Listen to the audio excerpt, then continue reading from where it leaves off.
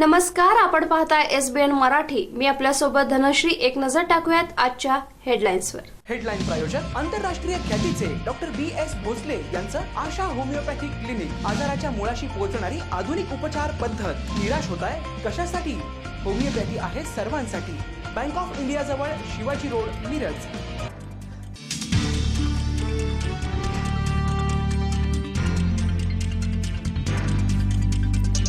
राज्यातील हॉटेल्स आणि लॉजेस 33% क्षमतेपासून 8 जुलैपासून सुरू होणार. रेस्टॉरंटना अद्याप परवानगी नाही.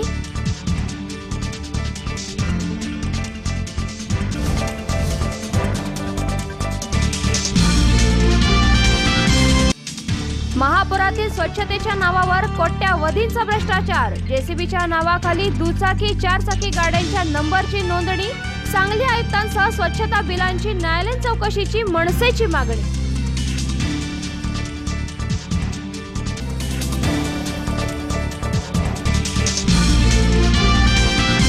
सांगली जिल्ह्यात दिवसभरात 15 नव्या रुग्णांची नोंद. यातील मनपा क्षेत्रातील 6 रुग्ण. मिरजेच्या ग्रामीण भागातही कोरोनाचा शिरकाव. नागरिकांमध्ये भीतीचं वातावरण.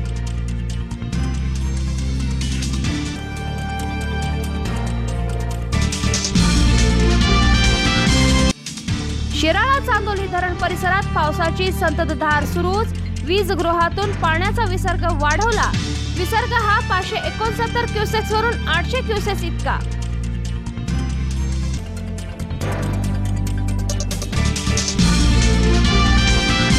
राज्यात आज 5368 कोरोनाबाधित रुग्णांची नोंद.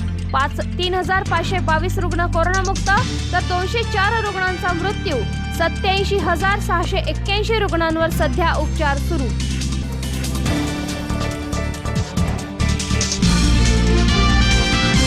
सुशांत सिंह आत्महत्या प्रकरणी निर्माता दिग्दर्शक संजय लीला भन्साळी यांची मुंबई पोलिसांकडून चौकशी. सुशांतनं गळफास घेण्यासाठी वापरलेल्या कपड्याचाही पोलीस करणार तपास.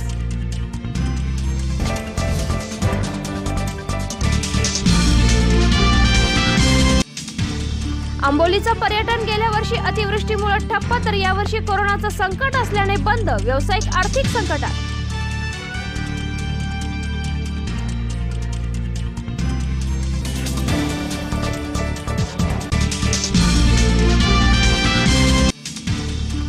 मुख्यमंत्री मंत्रालयात फिरकतच नाहीत. लॉकडाऊन शिवाय दुसरं काहीच बोलत नाहीत. आत्ताचे मुख्यमंत्री सर्वात जास्त निष्क्रिय. खासदार नारायण राणे यांचा आरोप.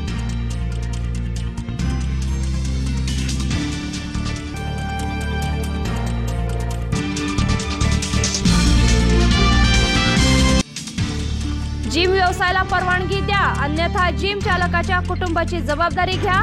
सांगली जिम चालक असोसिएशनच्या वतीनं सरकारकडे मागणी.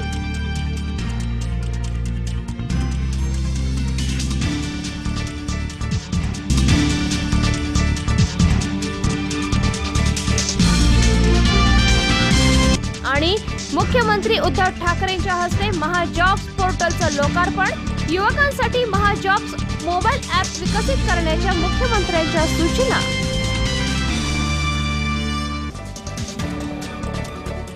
हेडलाईन्स प्रायोजक सेवा सदन लाईफलाईन सुपर स्पेशालिटी हॉस्पिटल. जागतिक दर्जाच्या सुविधा आता तुमच्या खिशाला परवडतील अशा. सांगली मिरज रोड, मिरज. सर्व प्रकारच्या दातदुखीवर आता हमखास रामबाण आयुर्वेदिक उपाय. भारती विद्यापीठ फार्मसी कॉलेज कोल्हापूर व टिळक आयुर्वेदिक कॉलेज पुणे यांच्या संयुक्त विद्यमाने तयार केलेले एनाल्डन tablets. Fast pain relief for toothache. आयुर्वेदामध्ये दंतविकारावर सध्या प्रचलित असलेल्या औषधापैकी गुणकारी, कमी वेळेत वेदना थांबविणारे, दंतकृमींचा नाश, हिरड्यांची मजबूती, सूज कमी करणे, कर्णशूल, रक्तस्राव थांबवणे अशा अनेक दंतव्याधीवर बहुगुणी असे एनाल्टन टॅबलेट्सचा वापर करून दात आणि दाढदुखीपासून मुक्त होऊयात. दात दाढदुखीवर पहिले आयुर्वेदिक औषध जे पोटामध्ये घेतले जाते. दात आणि दाढदुखीवर 100% गॅरंटेड वेदनाशामक आयुर्वेदिक औषध. प्रेग्नन्सी, कॅन्सर, मधुमेह पेशंटला दात दुखीवर गुणकारी आयुर्वेदिक उपाय. सर्व वयोगटासाठी उपयुक्त 100% गुणकारी औषध, कोणतेही साइड इफेक्ट्स नाहीत. अनाल्ड्रंट टॅबलेट्स में Milind chemicals and marketing corporation. Contact number 90 288 38 178.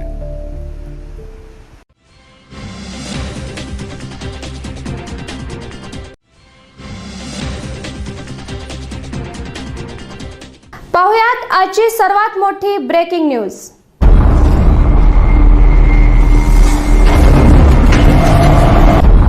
पाहुयात सांगली जिल्ह्यातील आजची सर्वात मोठी करोना ब्रेकिंग न्यूज. पाहुयात करोना ब्रेकिंग न्यूज. सांगली जिल्ह्यामध्ये करोनाचा कहर सुरूच.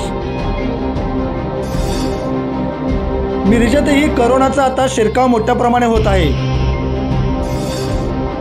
मिरजेच्या ग्रामीण भागामध्ये करोनाचा शिरकाव झालेला आहे.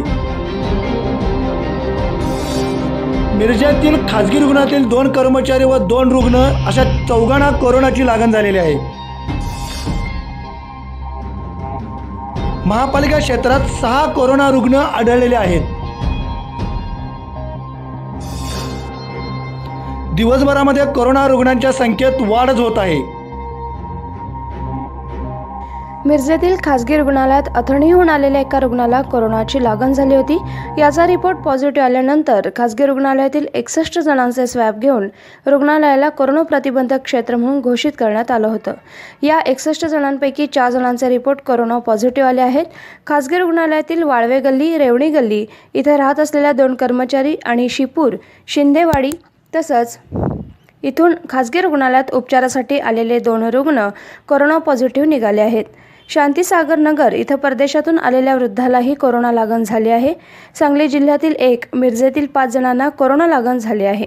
रेवणी गल्ली, शांतीसागर नगर, वाळवे गल्ली कोरोना प्रतिबंधक क्षेत्र करण्याचं काम सुरू आहे. मिरजपूर भागात आता कोरोनाचा शिरकाव झाल्याचं आढळून आलंय. आज उपायुक्त स्मृती पाटील, डॉक्टर रवींद्र ताटे, डॉक्टर अक्षय पाटील, डॉक्टर नवसिंग कापसीकर यांनी कोरोना पॉझिटिव्ह रुग्णांच्या संपर्कात आलेल्या नातेवाईकांना इन्स्टिट्यूट क्वारंटाईन करण्याचं काम सुरू केलं आहे. वॉर्ड महापालिकेतले आज 7 व्यक्तींचे स्वॅब जे घेतले होते महापालिकेनं ते आज पॉझिटिव्ह आलेले आहेत. वास्तविक तांबोळी हॉस्पिटलमधले आम्ही एक संशय पॉझिटिव्ह आलेलं पेशंट मिशनला शिफ्ट झाल्यानंतर पूर्ण हॉस्पिटल आम्ही बंद केलं होतं आणि सगळ्यांचे स्वॅब घेतले होते तिथल्या लोकांचे. त्या लोकांपैकी 4 जणांचे पॉझिटिव्ह आले, 2 स्टाफ आहेत आणि 2 पेशंट आहेत. त्यामुळं तिथले 4 आहेत प्लस इथले 1 आहेत ते फॉरेन रिटर्न आहेत म्हणे आत्ता कळतं आहे. पूर्वी नाही तर आम्ही त्यांना हॉटेल क्वारंटाईन केलं असतं.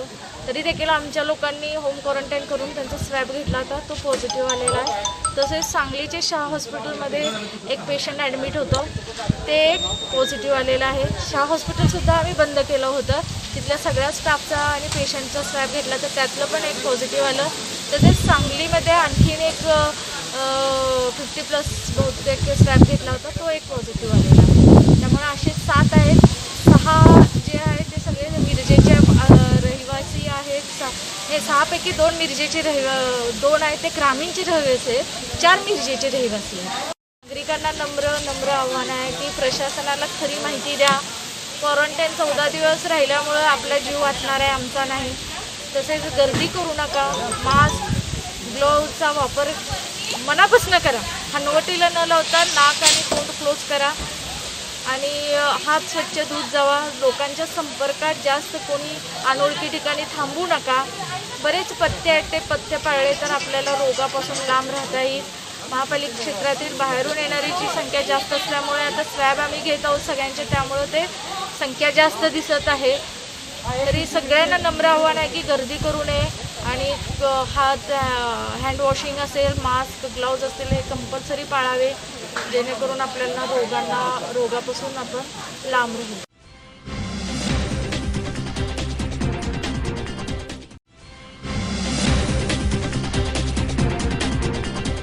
समुद्रपूर शहरात पाण्याच्या बाटलीवरून वाद घालत दारू विक्रेत्यानं दुकानाची तोडफोड केली. समज घालणाऱ्यांवर हल्ला चढवला. या निषेधार्थ व्यावसायिक संघटनेकडून दुकान न उघडता दिवसभर बंद पाळण्यात आलाय. आज समुद्रपूर व्यापारी संघटनेनं प्रशासनाला निवेदन दिलं. समुद्रपूर शहरात खुलेआम दारूची विक्री करण्यात येत असून कित्येकदा शहरवासियांनी अवैध दारू विक्री बंद करण्याची मागणी केल्यावर पोलीस याकडे दुर्लक्ष करीत असल्याचा आरोप या निवेदनात करण्यात आला. हल्लेखोरांनी मिठाई दुकानातील फ्रीजर आणि दुकानातील काचेचे रॅक तोडून गल्ल्यातील पैसे लुटले.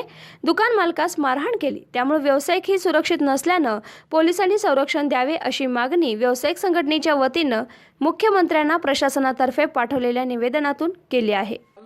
रविवारी सर्व लोक आपापल्या धंद्यात व्यस्त असताना, बाजार सुरू असताना समुद्रपूर येथील अवैध दारू विक्रेता आणि गुंड प्रवृत्तीचा जो माणूस आहे, तो आमच्या गावात आधी राहत नव्हता, बाहेरून आलेला आहे, इथे स्थायिक झाला आता. त्याचं नाव आहे संजय कांबडी म्हणून. संजय कांबडीने एका हॉटेलमध्ये, बिकानेरच्या हॉटेलमध्ये जाऊन 10 रुपयाची बॉटल विकत घेतली. त्याला पैसे देण्यास नकार दिला. त्या दुकानदाराने त्याला आग्रह केला की मला 10 रुपये द्या. तो 10 रुपये न देता त्याच्या दुकानाची जवळपास लाखो रुपयाची तोडफोड करून त्याच्या गल्ल्यातले सर्व पैसे लुटून नेले. दिवसा ढवळ्या दिल्ली आणि नोएडासारख्या ठिकाणी जे घटना घडतात ते आजकाल आमच्या गावखेड्यामध्ये सुद्धा घडायला लागल्या. या घटनेचा मी राष्ट्रवादी काँग्रेस पक्षाच्या वतीने तीव्र शब्दात निषेध करतो. तसेच समुद्रपूर तालुका पत्रकार संघाच्या वतीने सुद्धा जाहीर निषेध करतो. आणि समुद्रपूर शहरामध्ये पूर्णपणे दारूबंदी झाली पाहिजे. त्याकरिता पोलिसांनी, पोलीस प्रशासनाने प्रयत्न करावे. त्या सर्व लोकांना आम्ही सहकार्यासाठी तयार आहोत. पण मध्यंतरीच्या काळामध्ये असं झालं की या ठाणेदारांचा म्हणजे पोलिसांचा दारू किंवा अवैध धंद्यावर वचक नाही आहे. पण आमच्या काल एका पत्रकार बांधवाला म्हणजे निकृष्ट दर्जाची वागणूक देण्यात आली, त्याला अपमानास्पद वागणूक देण्यात आली. त्याकरिता मी त्या घटनेचा निषेध करतो. पुढील म्हणून शासनाला माझी विनंती आहे, पोलीस प्रशासनाला सुद्धा विनंती आहे की आपण काळजीपूर्वक या ठिकाणी लक्ष द्यावं. झेंडा चौकामध्ये एक चौकी लावली पाहिजे आणि त्या चौकीमधून सगळं व्यवस्थित एक नियंत्रण चाललं पाहिजे. आणि समुद्रपूर हा तालुक्याचा ठिकाण आहे. समुद्रपूर गाव एक चांगलं गाव आहे, स्वच्छ. या गावामध्ये अनेक लोक चांगल्या पद्धतीचे आहे, मेहनतीचे आहे. शेतकरी वर्ग जास्त आहे, शेतमजूर वर्ग जास्त आहे. त्यांना संरक्षण मिळावं. व्यापारी असोसिएशन या ठिकाणी बराच मोठ्या प्रमाणात आहे, व्यापाऱ्यांना सुद्धा संरक्षण मिळालं पाहिजे. तेव्हा कालचा जो प्रकार आहे त्या प्रकारासाठी मी जाहीर निषेध व्यक्त करतो माझ्याकडून. आणि हा प्रकार असा पुन्हा घडला नाही पाहिजे. आणि पोलीस प्रशासनाने आम्हाला समुद्रपूर वासियांना नेहमी सहकार्य करायला पाहिजे, एवढंच या ठिकाणी मी सांगतोय. इतका घमंड आहे तर पोलीस आमचं काहीच बिघडू शकत नाही. पोलीस माझ्या खिशात आहे असा म्हणणारा गुन्हेगार 10 रुपयाच्या बाटलीसाठी दुकानदाराचे लाख रुपयाचा 2 ते 3 लाख रुपयाचा नुकसान करते, गल्ल्यातून पैसे हिसकवून देते व मारझोड करून शिवीगाळ करते. ही शांत समुद्रपूर तालुका, समुद्रपूरला एक दुर्दैवी घटना आहे. आम्ही शासनाचे निवेदन करतो की आम्हाला संरक्षण देण्याकरिता या अवैध गुन्हेगार जे आहे, दारू विक्रेते, आणखी जे काही अवैध धंदे करतात त्यांना ताबडतोब तिथून हाकलावे, तडीपार करावे अशी आमची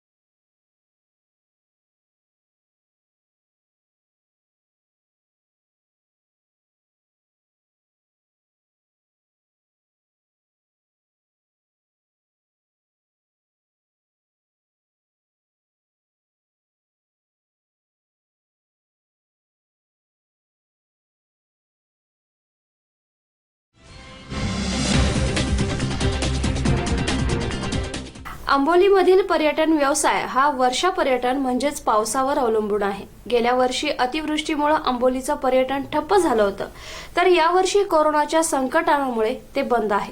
त्यामुळं आंबोलीतील पर्यटन व्यावसायिकांना आर्थिक संकट सध्या पडलं आहे. आंबोलीतील पर्यटन व्यवसाय हा वर्षा पर्यटनावर अवलंबून आहे, म्हणजेच पावसावर अवलंबून आहे. गेल्या वर्षी अतिवृष्टीमुळे आंबोलीचं पर्यटन ठप्प झालं, तर यावर्षी कोरोनाच्या संकटानं ठप्प आहे. त्यामुळे आंबोलीतील पर्यटन व्यावसायिकांना आर्थिक संकट पडलं आहे. रोजंदारीवर व्यवसाय करणाऱ्यांवर उपासमारीची वेळ आली. मार्च महिन्यापासून लॉकडाऊन असल्यानं हाताला काम नाही, घरात बसून असल्यामुळे पैसेही खर्च झालेत. आता यापुढं घर खर्च कसा चालवायचा? काही व्यावसायिक तर घर खर्च आणि इतर खर्चांसाठी बँकेतून कर्ज काढण्याच्या मार्गावर आहेत. आंबोलीतील मुख्य धबधबा कावले 7 पॉईंट, हिरण्यकेशी, नांगरतास धबधबा या ठिकाणी पोलिसांचं पेट्रोलिंग सुरू आहे. या ठिकाणच्या एखाद्या पर्यटन स्थळावर पर्यटक आढळल्यास त्यांच्यावर आपत्ती अधिनियम अन्वये कारवाई केली जाईल. कोरोनाचा संसर्ग टाळण्यासाठी आंबोलीतील वर्षा पर्यटनाच्या ठिकाणी पर्यटकांना बंदी घातली गेली आहे. पावचा धंदा होता त्याच्यामुळे बंदच आहे. 2 वर्ष बंदच आहे धंदा. कशामुळे? गेल्या वर्षी घाट कोसळल्यामुळे आणि यंदा कोरोनाचं संकट आल्यामुळे 2 वर्ष बंदच आहे. आता घरी शेती वगैरे करतो. आर्थिक परिस्थिती एकदम बिकटच आहे. एकदम घरची वगैरे परिस्थिती अशी एकदम ह्याच्यातच आहे. लॉकडाऊनमुळे आता काही मिळत पण नाही आता सध्या. गतवर्षी अतिवृष्टीमुळे पर्यटन ठप्प झालं आहे. यावर्षी कोरोनाच्या संकटामुळे पर्यटन ठप्प आहे. पावसाळ्यावर आंबोलीचा खरा पर्यटन व्यवसाय हा अवलंबून आहे. दरवर्षी लाखो पर्यटक आंबोलीला भेट देतात, पर्यटनाचा आनंद लुटतात. त्यामुळे पर्यटन व्यवसाय तेजीत असतो. मात्र सलग 2 वर्ष पर्यटन व्यवसाय ठप्प झाल्यानं व्यवसायासाठी काढलेलं कर्ज कसं फेडायचं? कामगारांना पगार देण्यास पैसे नसल्यानं यापुढे व्यवसाय कसा चालवायचा हा प्रश्न सध्या यांच्यावर अवलंबून आहे. त्यामुळे आंबोलीतील पर्यटन व्यवसाय आता सध्या डबघाईला आलेला आहे. म्हटलं की पर्यटन आलं, पर्यटनावरती सगळा व्यवसाय अवलंबून असतो. या साईडचा आंबोली बाजार किंवा 3-4 किलोमीटरचा एरिया जो आहे त्या ठिकाणी आपल्याला फक्त पर्यटनावरती आधारित सगळं हॉटेल व्यवसाय. पण सध्याच्या कोरोनामुळे सगळं व्यवसाय हा डबघाईला आलेला आहे.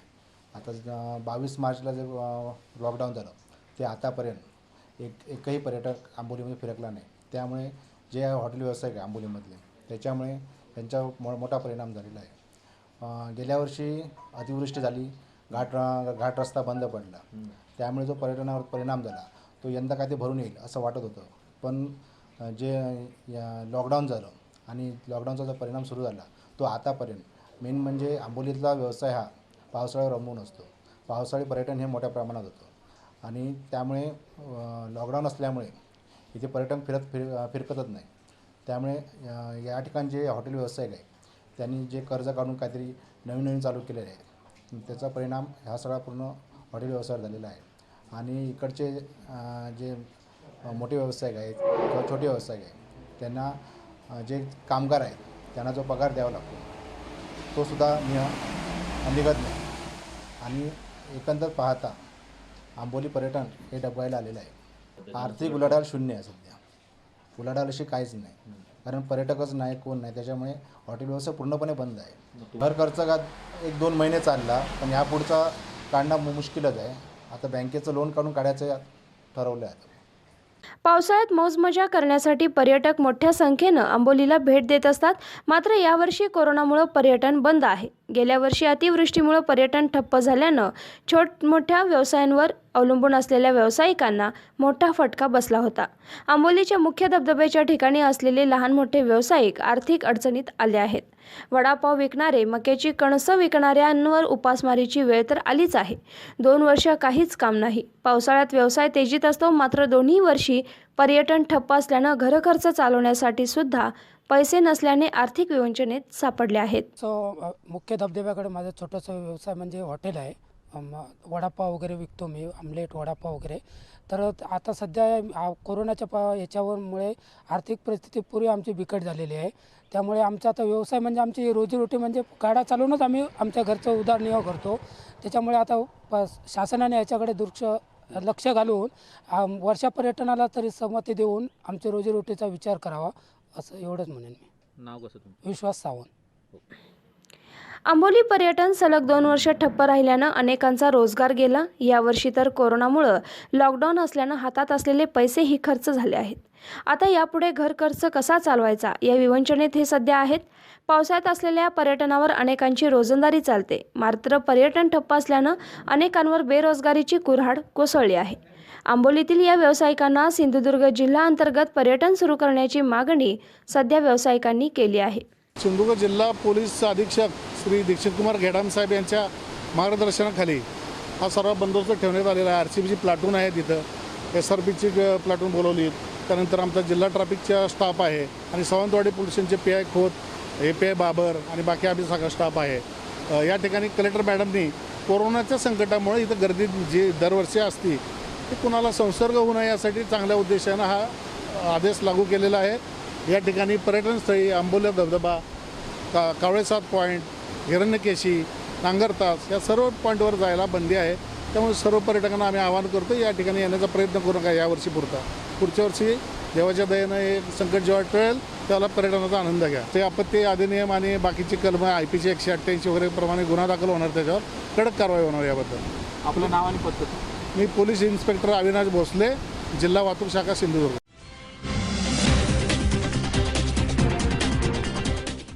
महाराष्ट्रात बहुसंख्येनं असलेल्या धनगर जमातीची राजकीय, सामाजिक, शैक्षणिक, आर्थिक अशी सर्वदृष्ट्या पिछेहाट झाली आहे. धनगर जमातीस NTC प्रवर्गात आपणच 3.5% वेगळं आरक्षण दिल्यानं मोठ्या प्रमाणात जमातीच्या सर्वांगीण विकासास चालना मिळाली आहे. धनगर जमातीच्या घटनेत 19व्या परिशिष्टात 342व्या कलमामध्ये महाराष्ट्राच्या ST आरक्षण यादीतील 36 नंबरवरील धनगड ओराण आरक्षण अंमलबजावणी होणं आवश्यक आहे. महाराष्ट्रात धनगर जमात अस्तित्वात नाही. अस्तित्वात असलेल्या धनगर जमातीस हे आरक्षण लागू करण्याची धनगर जमातीची फार वर्षापासूनची मागणी आहे. अनेक सरकारे एकामागून एक गेली आणि आलीही, पण धनगर जमातीची मागणी कोणत्याही शासन व्यवस्थेनं पूर्ण केली नाही.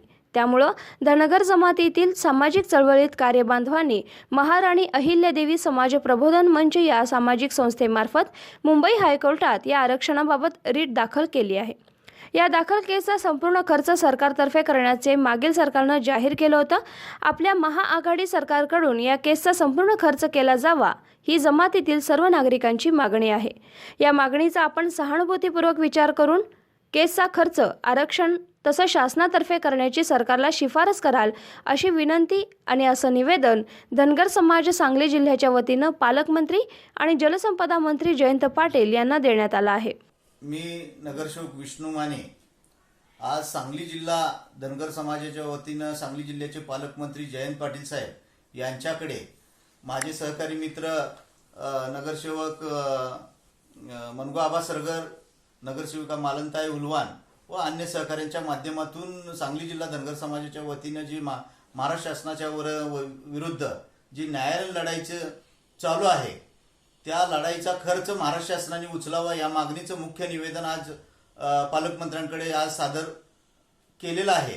त्याचा मुख्य उद्देश असा आहे की धनगड आणि धनगर या दोन वाक्याचा अर्थ वेगवेगळा काढून गेले 25 वर्ष शासनाने धनगर समाजाची फसवणूक केलेली आहे. याच्यावरती संपूर्णपणे अभ्यास करून महाराष्ट्रातील जातीय व्यवस्थेचा आणि समाजाचा अभ्यास करून समाजाचे ज्येष्ठ अभ्यासक मधु शिंदे यांनी महाराष्ट्र शासनाच्या विरुद्ध महाराणी अहिल्यादेवी समाज प्रबोधन मंच सामाजिक संस्थेच्या माध्यमातून हायकोर्टामध्ये रीट दाखल केलेली आहे. या रीटचा खर्च कोट्यावधी रुपये आहे आणि तो खर्च जसा महाराष्ट्रातील मराठा समाजाचा न्यायालयीन लढ्याचा खर्च महाराष्ट्र शासन करतंय त्याच पद्धतीनं धनगर समाजाच्या न्यायालयीन लढाईचा खर्च महाराष्ट्र शासनाने करावा ही आज मुख्य मागणी महाराष्ट्रातील धनगर तमाम समाज बांधवांची आहे. आणि या मागणीचं निवेदन सांगली जिल्हा धनगर समाजाच्या वतीने आज जयंत पाटील साहेबांच्याकडे आम्ही केलेलं आहे. यापूर्वी सुद्धा माजी मुख्यमंत्री पवार साहेबांच्या मार्गदर्शनाखाली NTCचं आरक्षण देऊन थोडीशी समाजाला ताकद देण्याचा प्रयत्न झालेला आहे. इथून पुढच्या काळात सुद्धा आघाडीच्या सरकारकडून धनगर समाजाच्या फार मोठ्या अपेक्षा आहेत. यामध्ये मुख्यमंत्री उद्धवजी ठाकरे साहेब, त्याचबरोबर पवार साहेब आणि सांगली जिल्ह्याचे पालकमंत्री जयंत पाटील साहेब यांच्या मार्गदर्शनाखाली लवकरात लवकर धनगर समाजाला न्याय मिळेल ही अपेक्षा आहे. आणि न्यायालयीन लढाईचा लवकरात लवकर शासनाने हा खर्च उचलावा ही माफक अपेक्षा समाजाकडून. कोरोनाबाधित रुग्णांची संख्या दिवसेंदिवस वाढतच आहे. आज प्राप्त झालेल्या अहवालात 7 नवे रुग्ण आढळून आले आहेत. परभणी शहरात 2, परभणी तालुक्यातील झरीमध्ये 2, गंगाखेड तालुक्यात 2 तर मानवत शहरात 1 रुग्ण आढळून आल्यानं एकूण कोरोनाबाधित रुग्णांची संख्या ही आता 150च्या घरात पोहोचण्याची शक्यता आहे. जिल्ह्यातील मोठमोठ्या लोकवस्ती रुग्णांची संख्या झपाट्यानं वाढत आहे. मागील 7 दिवसात हा आकडा वाढला आहे. संचारबंदी असतानाही बाधित रुग्णांची संख्या वाढत असल्यानं जिल्हा प्रशासन अधिक सतर्क झालं आहे.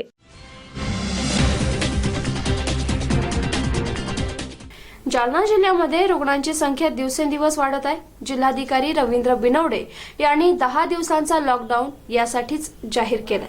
आज सकाळपासूनच जनतेनं चांगला प्रतिसाद दिला. सकाळी बुलेटवर पेट्रोलिंग करताना पूर्ण जालना शहरात हे पेट्रोलिंग करण्यात आलं. मामा Chowk, Siddhi Bazar, Mastgad, Gandhi Chaman, Madhuban colony, railway station, Ambad यासह पूर्ण जालनामध्ये हे पेट्रोलिंग करण्यात आले. जालना शहराच्या प्रत्येक चौकामध्ये पोलिसांचा मोठा बंदोबस्त लावला होता. जी व्यक्ती विनाकारण फिरताना दिसेल तर वाहतूक शाखेचे सहाय्यक पोलीस निरीक्षक सुरेश भाले यांनी मामा चौक, मस्तगड या भागात गाडी जप्त केली आहे. तहसीलदार श्रीकांत भुजबळ, नगर परिषदेचे मुख्य अधिकारी नितीन नार्वेकर यांनी प्रत्येक प्रभागात जाऊन पाहणी केली आहे. पोलीस अधीक्षक एस चैतन्य यांनी प्रत्येक चौकात पाहणी केली. मेडिकलच्या नावाखाली घराबाहेर पडणाऱ्यांना चांगलीच जरब बसली आहे. दुपारपासूनच मेडिकल बंद करण्याचे आदेश देण्यात आले. यामध्ये 22 अधिकारी, 157 कर्मचारी आणि 99 होमगार्ड आहेत. असा मोठा बंदोबस्त शहरामध्ये लावण्यात आलाय.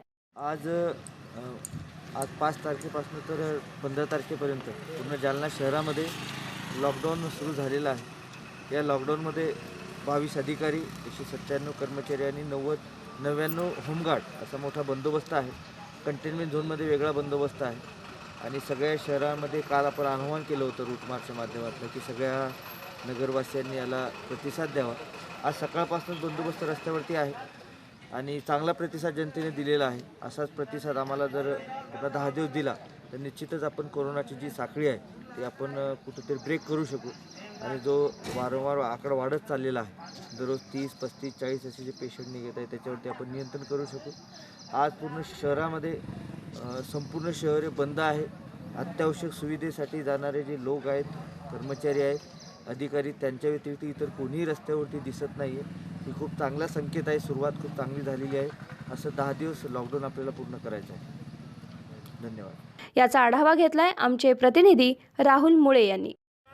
जालना जिल्ह्याची रुग्णांची संख्या ही दिवसेंदिवस झपाट्याने वाढत आहे. त्या पार्श्वभूमीवर जिल्हाधिकारी रवींद्र बिनवडे यांनी 10 दिवसाचा कडक लॉकडाऊन देखील लावण्यात आलेला आहे. ह्या ठिकाणी बघू शकतो की मात्र फक्त पोलीस हे थम्यान झालेले आहे. मात्र ज्या ठिकाणी मोटरसायकल मोठी गाडी जात नाही त्या ठिकाणी पेट्रोलिंग ही मोटरसायकल देखील करण्यात आली आहे. मात्र ह्या ठिकाणी बघू शकतो की कुठलाही रस्ता मात्र सर्व बंद करण्यात आला आहे. या पोलीस हे थैयान झालेले आहे. मात्र विनाकारण नागरिक रस्त्यावर फिरू नये यासाठी पोलिसांकडून हे मोटरसायकली जप्त करण्याची प्रक्रिया मात्र सुरू आहे. जालन्याहून राहुल मुळे, SBN मराठी, जालना.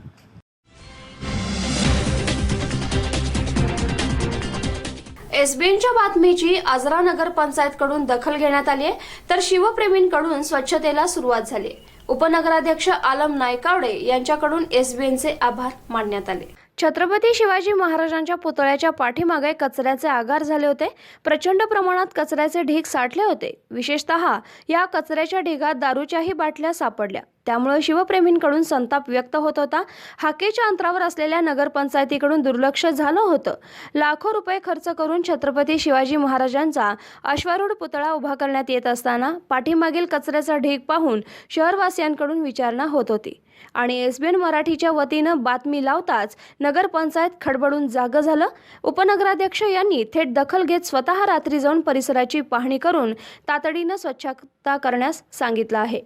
नमस्ते, मी आलम नायकोडे, उपनगराध्यक्ष व आरोग्य सभापती म्हणून आज मी SBN लाईव्हचं मी आभार मानतो. कारण मला काल रात्री 10:30 वाजता बातमी आली की छत्रपती शिवाजी महाराज यांच्या अश्वारूढ पुतळ्याच्या बाजूला, कंपाऊंड भिंतीच्या बाजूला कचरा, काही बाटल्या जे पडलेले होतं ते मी टी व्हीवर म्हणजे लाईव्हमध्ये बघितल्यानंतर मी रात्री लगेच जे स्वच्छताचे मुकादम म्हणून आहे संतोष कांबळे आणि आमचे जे शिवो यांना मी लगेच तेच लाईव्ह मला व्हॉट्सअपवरती आलेलं ते मी लगेच त्यांना पाठवलं आणि म्हटलं मला सकाळी 6 वाजेपर्यंत तिथं स्वच्छता करून मिळायला पाहिजे.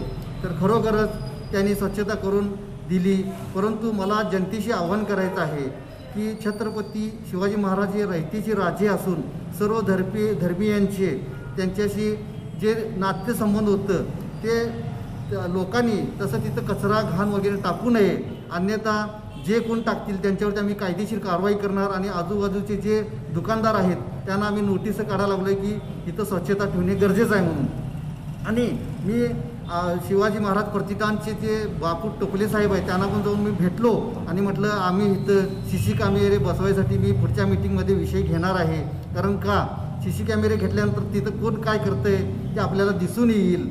त्यामध्ये आम्ही आता SBN लाईव्हनं जे सांगितलं आहे काम ते आम्ही बघितलं आणि आम्हाला कळलं आहे. आणि तरी पण आम्ही आमच्या आरोग्य मुकादमांना सांगतो किंवा आमचे जे आरोग्य जे क्लर्क आहेत त्यांना सांगतो की आजरा शहरामध्ये कुठं कुठं घाण का आहे जरा बघून आम्हाला कळवा. तात्काळ आम्ही तिथं स्वच्छता करायचा आम्ही प्रयत्न करतो. धन्यवाद. सचिन चव्हाण, SBN मराठी, आजरा.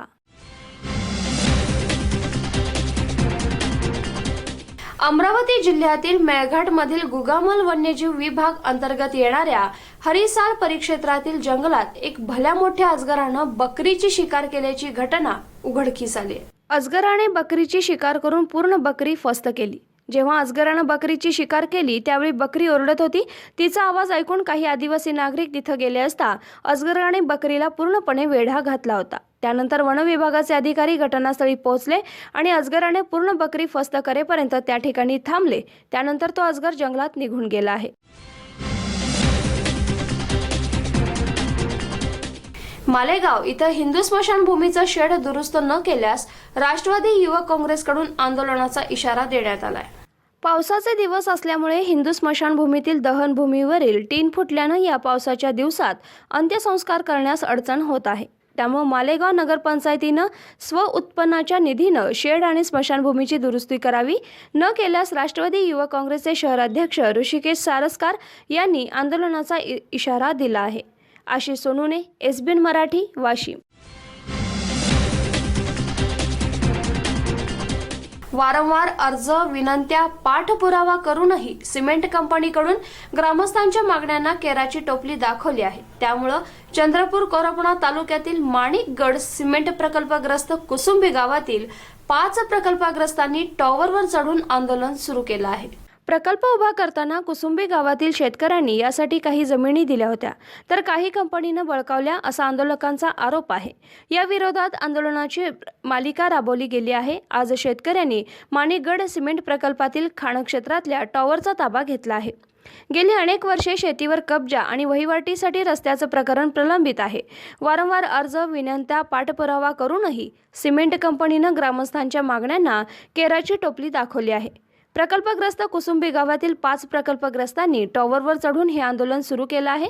घटनास्थळी पोलीस आणि महसुली अधिकारी दाखल झाले आहेत. आपल्या मागण्या पूर्ण होईपर्यंत टॉवरवरून खाली न उतरण्याचा आंदोलकांचा निर्धार आहे.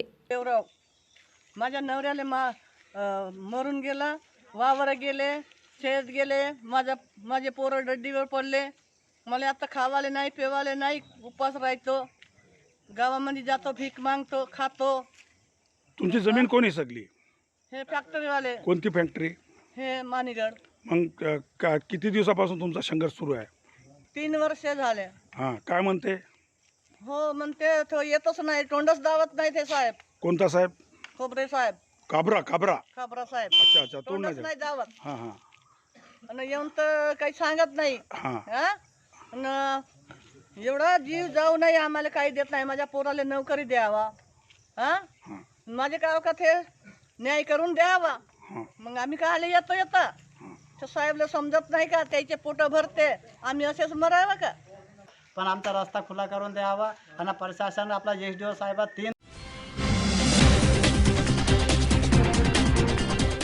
पूर स्वच्छतेमध्ये सांगली महापालिकेकडून कोट्यावधीचा घोटाळा झाला आहे. आयुक्तांसह स्वच्छता बिलांची न्यायालयीन चौकशीची मागणी मनसेकडून करण्यात आली आहे. सांगली महापालिका क्षेत्रात गतवर्षी ऑगस्ट महिन्यात महापूर आला होता.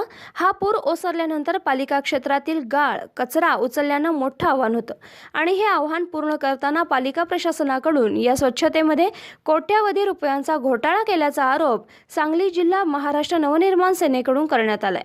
जिल्हाध्यक्ष तानाजी सावंत यांनी आणि सचिव आशिष कोरी यांनी पत्रकार परिषद घेऊन या घोटाळ्याचा पर्दाफाश केला आहे.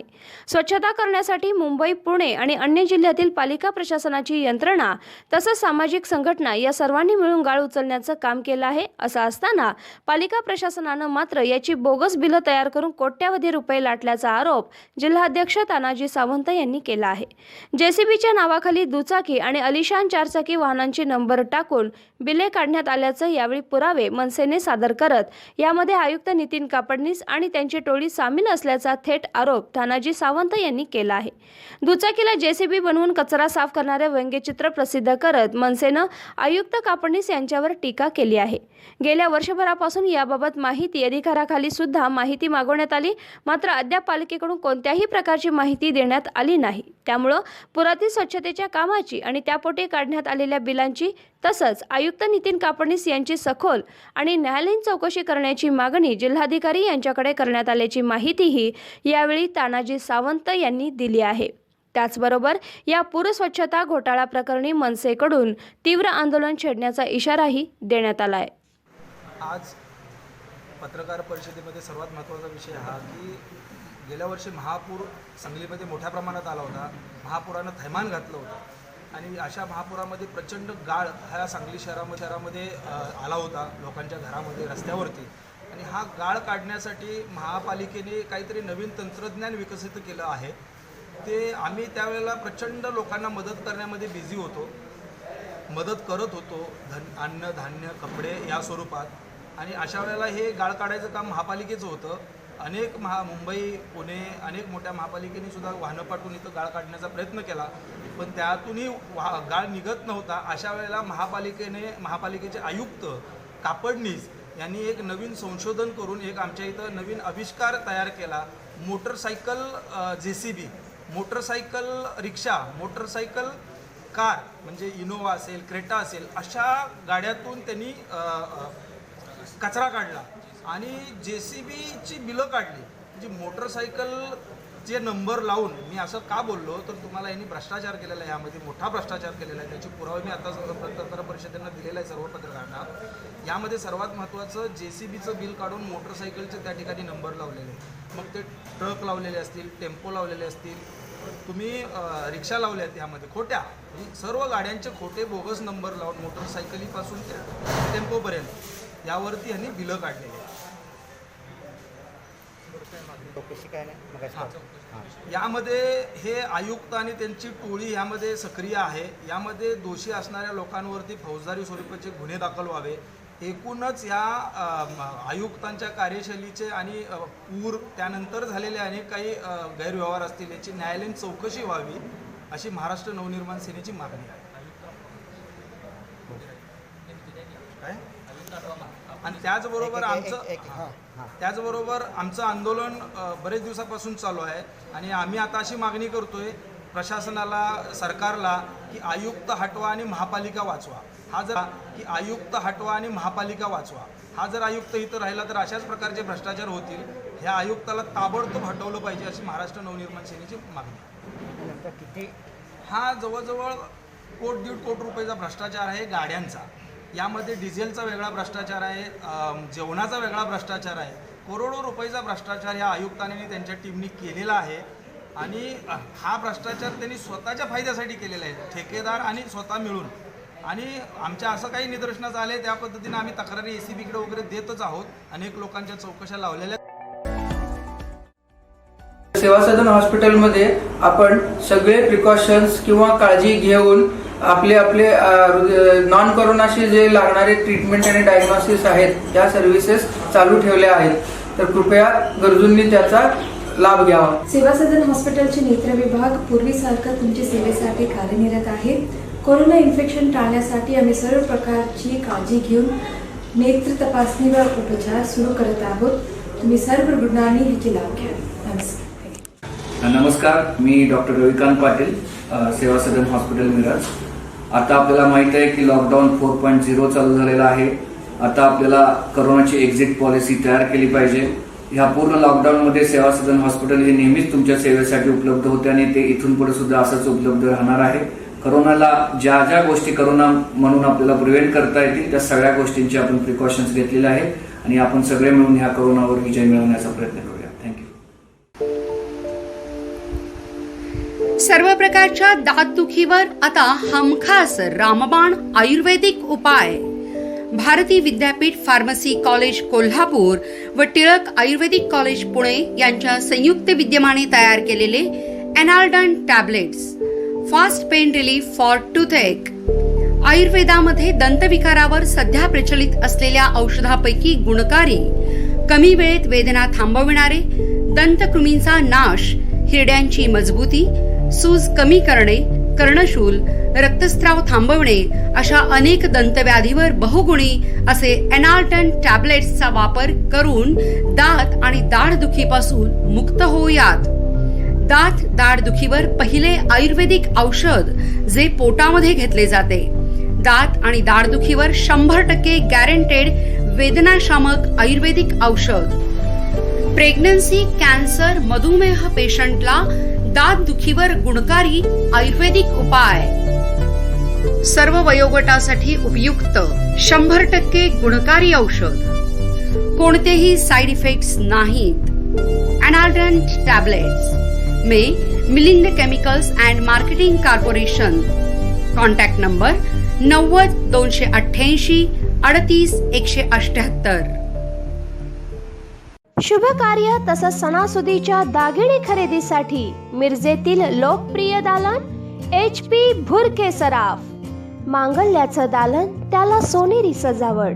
करावया सुवर्ण खरेदी HP भुरके सराफच. चोख सोने आणि चांदीमधील अलंकारांसाठी HP भुरके सराफ. चोख सोन्यामध्ये मंगळसूत्र, नाविन्यपूर्ण कर्णफुले, अंगठ्या, नेकलेस इत्यादी अलंकार मिळतील. तसंच चोख चांदीमध्ये पैंजण, करंडे, निरांजन, फ्रेम, ग्लास, अत्तरदाणी, गुलाबदाणी, तबक करंडे, मूर्ती असे अलंकार मिळतील. राशींचे खडे ही तर आमची स्पेशालिटी. माणिक, मोती, पोवळं, पाचू, पुष्कराज, हिरा, नीलम, गोमेद, लसण्या या रत्न खरेदीसाठी HP भुरके सराफ. तसंच आमच्याकडे फॉर्मिनचे म्हणजेच 1 ग्रॅमचे दागिने देखील मिळतील. एक वेळ अवश्य भेट द्या HP भुरके सराफ. शनिवार पेठ, सराफ कट्टा, मिरज. मोबाईल 98.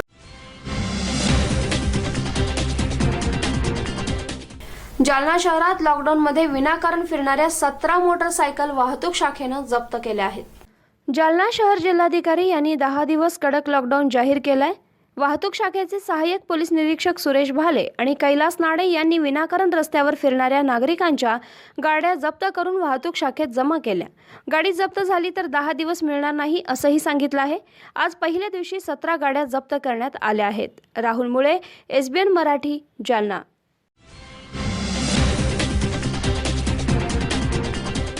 रायगड जिल्ह्यात कोरोना रुग्णांची संख्या दिवसेंदिवस वाढत चालली आहे. त्यामुळे कोरोनाला रोखण्यासाठी महाड तालुक्यात आजपासून 8 दिवस उत्स्फूर्तपणे बंद पाळण्यात आलाय.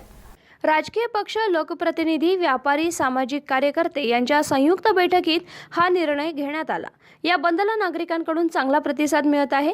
तालुक्यातील महाडसह बिरवाडी, दासगाव, नाते इथं बाजारपेठा पूर्णपणे बंद आहेत. दूध विक्री सकाळी 10 वाजेपर्यंत सुरू राहणार आहे, तर औषधांची दुकानं वगळता सर्व दुकानं, खासगी कार्यालय बंद ठेवण्यात आली आहेत. महाड तालुक्यात आतापर्यंत कोरोनाचे 68 रुग्ण आढळले असून 7 जणांचा मृत्यू झाला आहे. विधानसभा विरोधी पक्षनेते देवेंद्र फडणवीस हे मीरा भाईंदर आणि ठाणे जिल्हा दौऱ्यावर आले असता देवेंद्र फडणवीस यांनी म्हटलं आहे की पालिकेला जास्तीत जास्त अनुदान राज्य सरकारनं द्यावं. खासगी हॉस्पिटलच्या बिलाबाबत तातडीनं चौकशी समिती गठीत करून बिले नियंत्रणात येतील याची दक्षता देखील विधानसभा विरोधी पक्षनेते देवेंद्र फडणवीस हे मीरा भाईंदर आणि ठाणे जिल्हा दौऱ्यावर आले असता देवेंद्र फडणवीस यांनी म्हटलं आहे की पालिकेला जास्तीत जास्त अनुदान राज्य सरकारनं द्यावं, तसंच खासगी हॉस्पिटलच्या बिलांबाबत तातडीनं चौकशी समिती गठीत करून बिलं नियंत्रणात येतील याची दक्षता घ्यावी. पालिका आणि महाराष्ट्र शासनात संवाद समन्वय होत नसल्यानं त्याची गरज झाल्यास पालिकेसाठी चांगलं होईल असंही ते म्हणाले आहेत. काल रुग्णालयात उपचार न मिळाल्याने एकाचा मृत्यू झाला, तरी सर्वांना वेळेवर उपचार मिळाला पाहिजे. एका पत्रकाराला सुद्धा वेळेवर इलाज मिळत नाही, हे अतिशय खेदजनक आहे. त्याकरिता पालिका आयुक्तांना निर्देश देण्यात आले आहेत असं देवेंद्र फडणवीस यांनी म्हटलं आहे.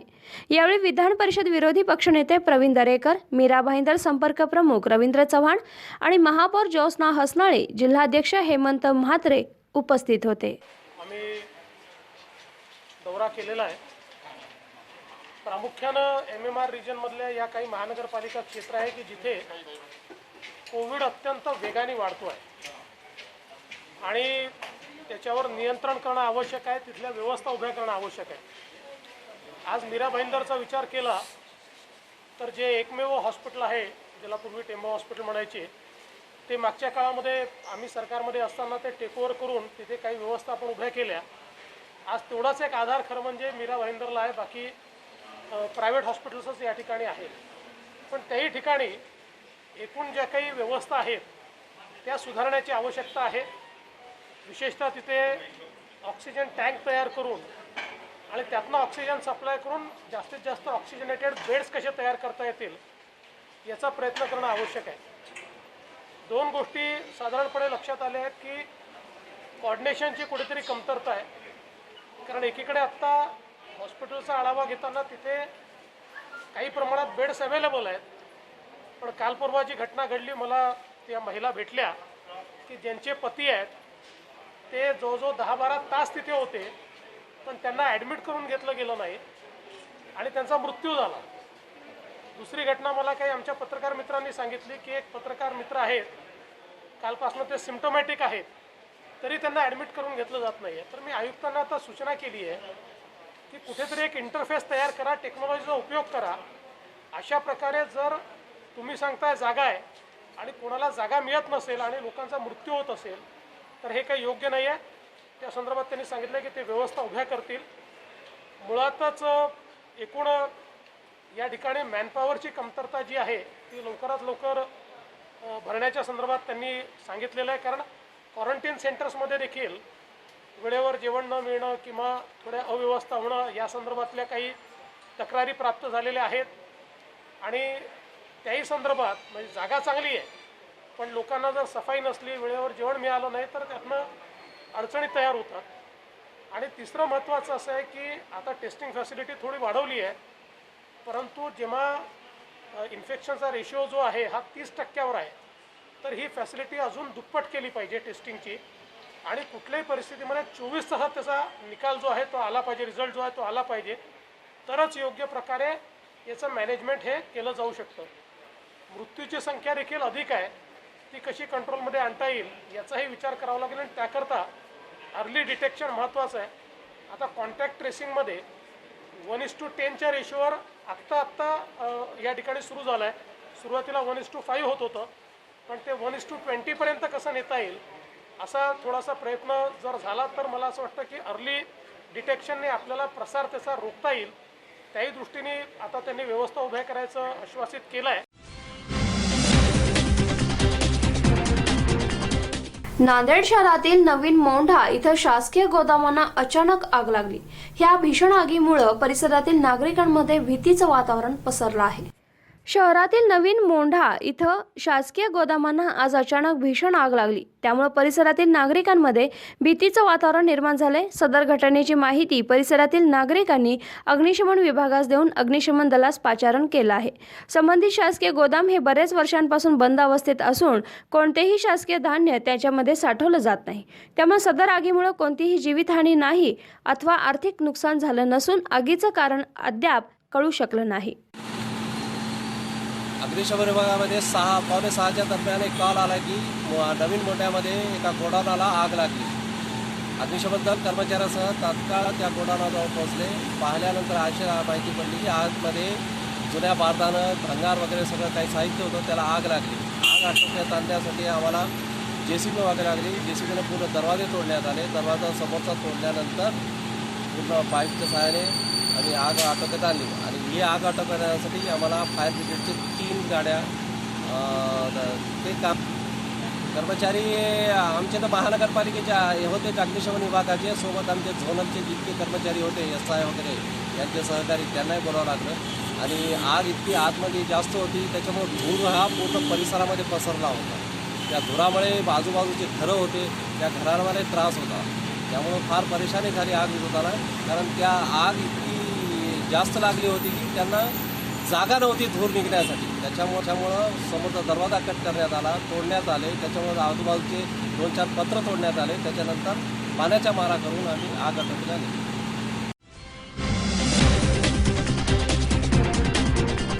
सांगलीच्या कवटेमंकाळ तालुक्यातील ढालगाव इथं चंद्रशेखर परिहार यांना 40,000ची खंडणी मागून जीवे मारण्याची धमकी देण्यात आली होती. याच निषेधार्थ आज ढालगाव बंद ठेवण्यात आला आहे.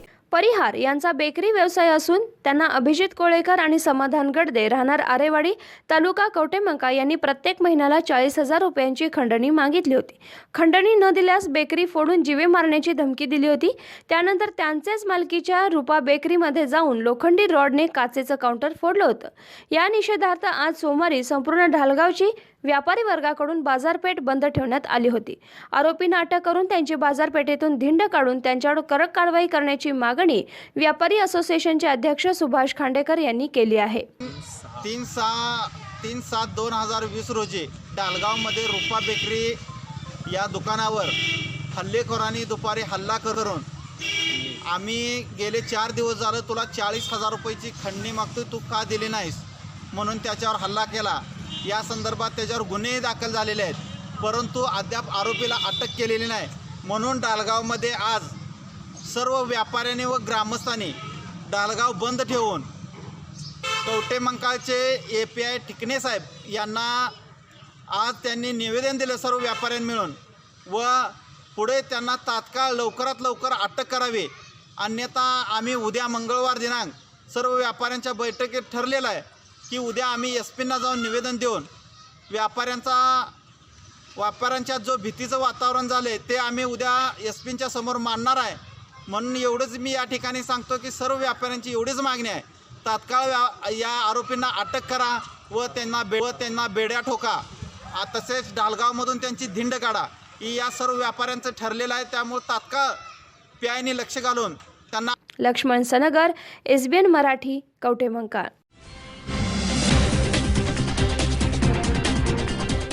हिंगोली शहरात कोरोनाचा वाढता प्रादुर्भाव लक्षात घेता खबरदारीचा उपाय म्हणून हिंगोलीचे जिल्हाधिकारी रुचेश जयवंशी यांनी हिंगोली शहरात 10 जुलैपर्यंत 5 दिवस संचारबंदीचे आदेश लागू केले आहे. हिंगोली शहरात कोरोनाचा वाढता प्रादुर्भाव लक्षात घेता खबरदारीचा उपाय म्हणून हिंगोलीचे जिल्हाधिकारी रुचेश जयवंशी यांनी हिंगोली शहरात 10 जुलैपर्यंत 5 दिवस संचारबंदीचे आदेश लागू केले आहेत. त्यामुळं आज सकाळपासूनच शहरात प्रवेश करणाऱ्या वाहनांची पोलीस प्रशासनाकडून सखोल चौकशी केली जात असून शहरातील सर्व रस्त्यांवर शुकशुकाट पसरला आहे. त्याचबरोबर सर्व आस्थापनांचे शटडाऊन बघायला मिळालं आहे. नियम मोडल्यास कडक कारवाई करणार असल्याची माहिती जिल्हाधिकारी रुचेश जयवंशी यांनी दिली आहे. Shridhar Walwante, SBN Marathi news, Hingoli.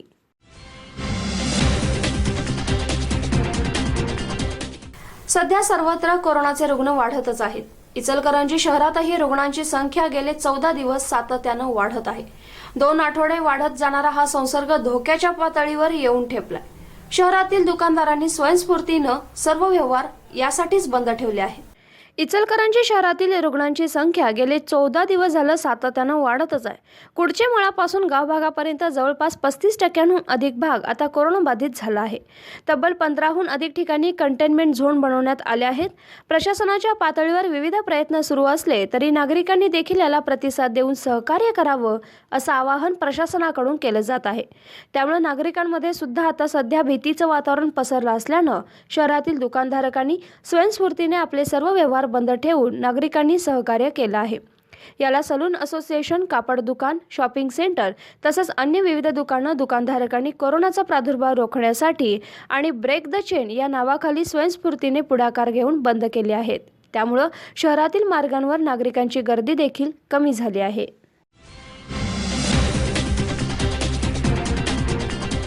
जळगाव जिल्ह्यात कोरोनाबाधितांची संख्या ही 4,430 वर पोहोचली आहे.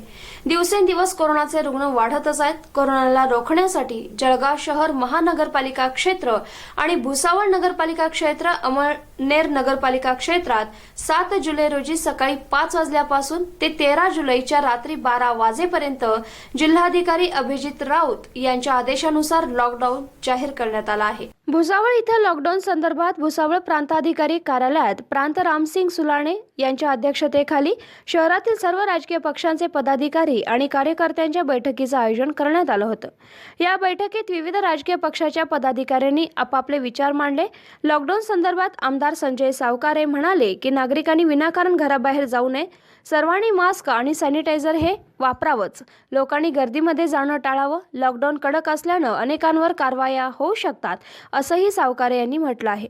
तर नगरपालिकेचे भाजप गटनेते हाजी मुन्ना तेली यांनीही म्हटलं आहे की शासनाच्या आदेशाचं आम्ही पालन करतो, मात्र आधीच लॉकडाऊनमुळे रोजंदारी करणाऱ्या मजुरांवर बिकट परिस्थिती निर्माण झाली आहे. शासनानं त्याचाही विचार करावा. यावेळी प्रांताधिकारी रामसिंग सुलाणे, तहसीलदार दीपक धिवरे, आमदार संजय सावकारे, प्रभारी मुख्य अधिकारी किरण पाटील, नगराध्यक्ष रमण भोळे, बाजारपेठ पोलीस ठाण्याचे निरीक्षक दिलीप भागवत, शहर पोलीस ठाण्याचे निरीक्षक बाबासाहेब ठोंबे, तालुका पोलीस निरीक्षक रामचंद्र कुंभार यांच्यासह सर्व राजकीय पक्षाचे पदाधिकारी आणि कार्यकर्ते उपस्थित होते.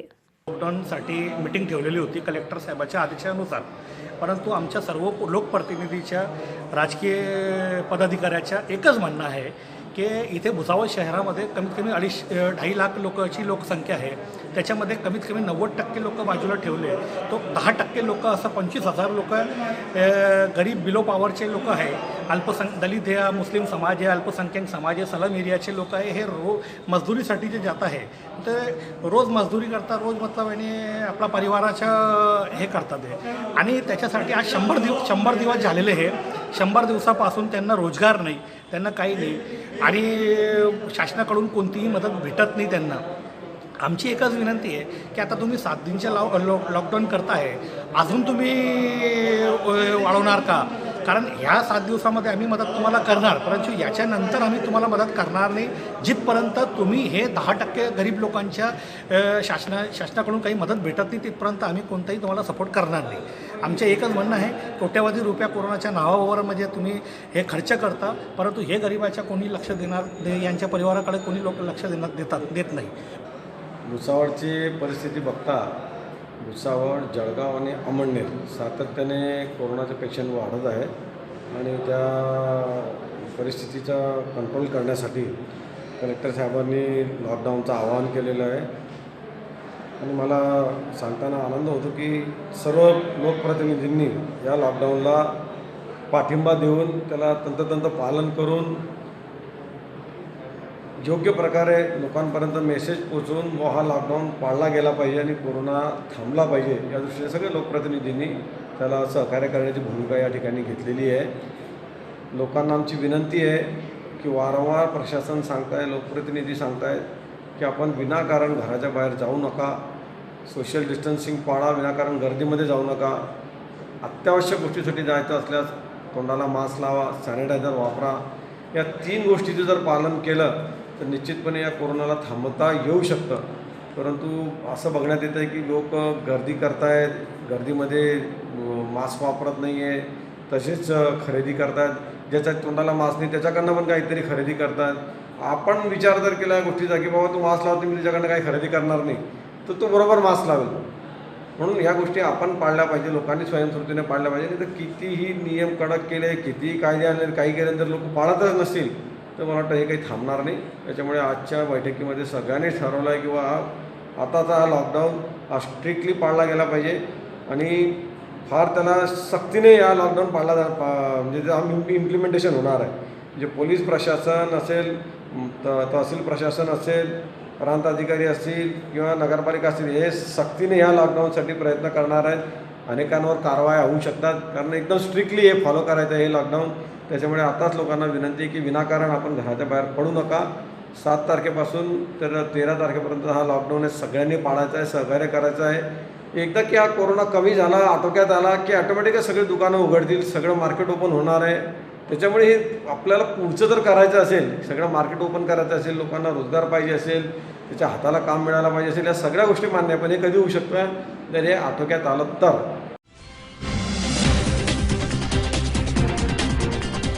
यवतमाळमधील कळंब तालुक्यातील बोरी महलच्या रँचो शेतकरी पुत्रानं एक डवरा यंत्र तयार केलं आहे. या शेतकरी मुलानं गावामध्ये येऊन शेती करण्याचं ठरवलं. शेतात नवनवीन प्रयोग करून कमी श्रम आणि कमी खर्चात शेती कशी करता येईल यावर तो सध्या संशोधन करत आहे. याचाच एक भाग म्हणून त्यांना डवरा यंत्र तयार केले. डवरा यंत्र बनवण्यासाठी त्याला 15,000 रुपये खर्च आला. 3 आणि 1.5 फुटापर्यंत मशीन डवरा करता येतं. एवढंच नाही तर पेरणी, फवारणी आणि खत टाकणं देखील या यंत्रानं सहज शक्य आहे. जे काम बैलजोडीनं प्रति एकर 1200 रुपये खर्च करून होतं तेच काम एका माणसाच्या मजुरीसह अवघ्या 550 रुपयात होत आहे. विशेष म्हणजे हे डवरा यंत्र बनवण्यासाठी त्यानं 70% साहित्य भंगारातून विकत घेतलं आहे. फक्त 30% साहित्य नवीन घेतलं आहे. हेच यंत्र पूर्णपणे पेट्रोलवर चालणार आहे. 1 एकरासाठी अवघं 1 लिटर पेट्रोल खर्च होतं. विशेष म्हणजे एका दिवसात 3 ते 4 एकर जमीन सहज डवरा केल्या जाऊ शकतात आणि तेही कमी श्रमात. राज्याचे कृषी मंत्री दादाराव भुसे हे यवतमाळच्या दौऱ्यावर असताना हेमंतला त्यांनी विशेष करून बोलवलं आणि यंत्राचं निरीक्षण केलं असता कृषी मंत्र्यांनी त्याच्या या उपक्रमाचं विशेष कौतुक केलं आहे. नमस्कार, माझं नाव हेमंत विठ्ठलराव चुनारकर आहे. माझं शिक्षण BE इलेक्ट्रिकल झालेलं आहे. मी मशीन डवरा तयार केलेला आहे. हा डवरा रुपये 15,000 रुपयात तयार होतो. याच्या 70% साहित्य हे भंगारातून वापरलेले आहे. तसेच यामध्ये 30% सामान फक्त बाजारातून नवीन घेतलेले आहे. हे यंत्र शेतकऱ्याच्या अतिशय उपयोगाचे ठरू शकते, कारण 1 लिटर पेट्रोलमध्ये हे यंत्र 1 एकर एवढी डवरणी करू शकते. शिवाय यावर पेरणी, फवारणी व खत पेरणी आणि तुम्ही सोयाबीनसुद्धा पेरू शकता.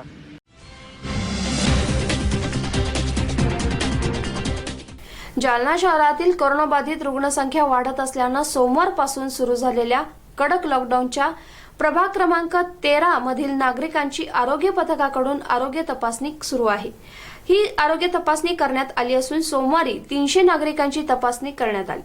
जालना शहरातील कोरोनाबाधित रुग्णसंख्या सध्या वाढत असल्यानं सोमवारपासून जिल्हाधिकारी रवींद्र बिनवडे यांनी शहरात 10 दिवस कडक लॉकडाऊन जाहीर केलाय. या काळात आरोग्य पथकाकडून नागरिकांचं सर्वेक्षण करून आरोग्य तपासणी करण्याचे आदेश देण्यात आलेत. त्यानुसार सोमवारी प्रभाग क्रमांक 13 मधील माळीपुरा बालविकास प्राथमिक शाळा परिसर, मोरंडी मोहल्ला, कैकाडी मोहल्ला इत्यादी भागात 3 आरोग्य पथकांकडून नागरिकांची आरोग्य तपासणी सुरू करण्यात आली. पहिल्याच दिवशी 300 नागरिकांची आरोग्य तपासणी करण्यात आली.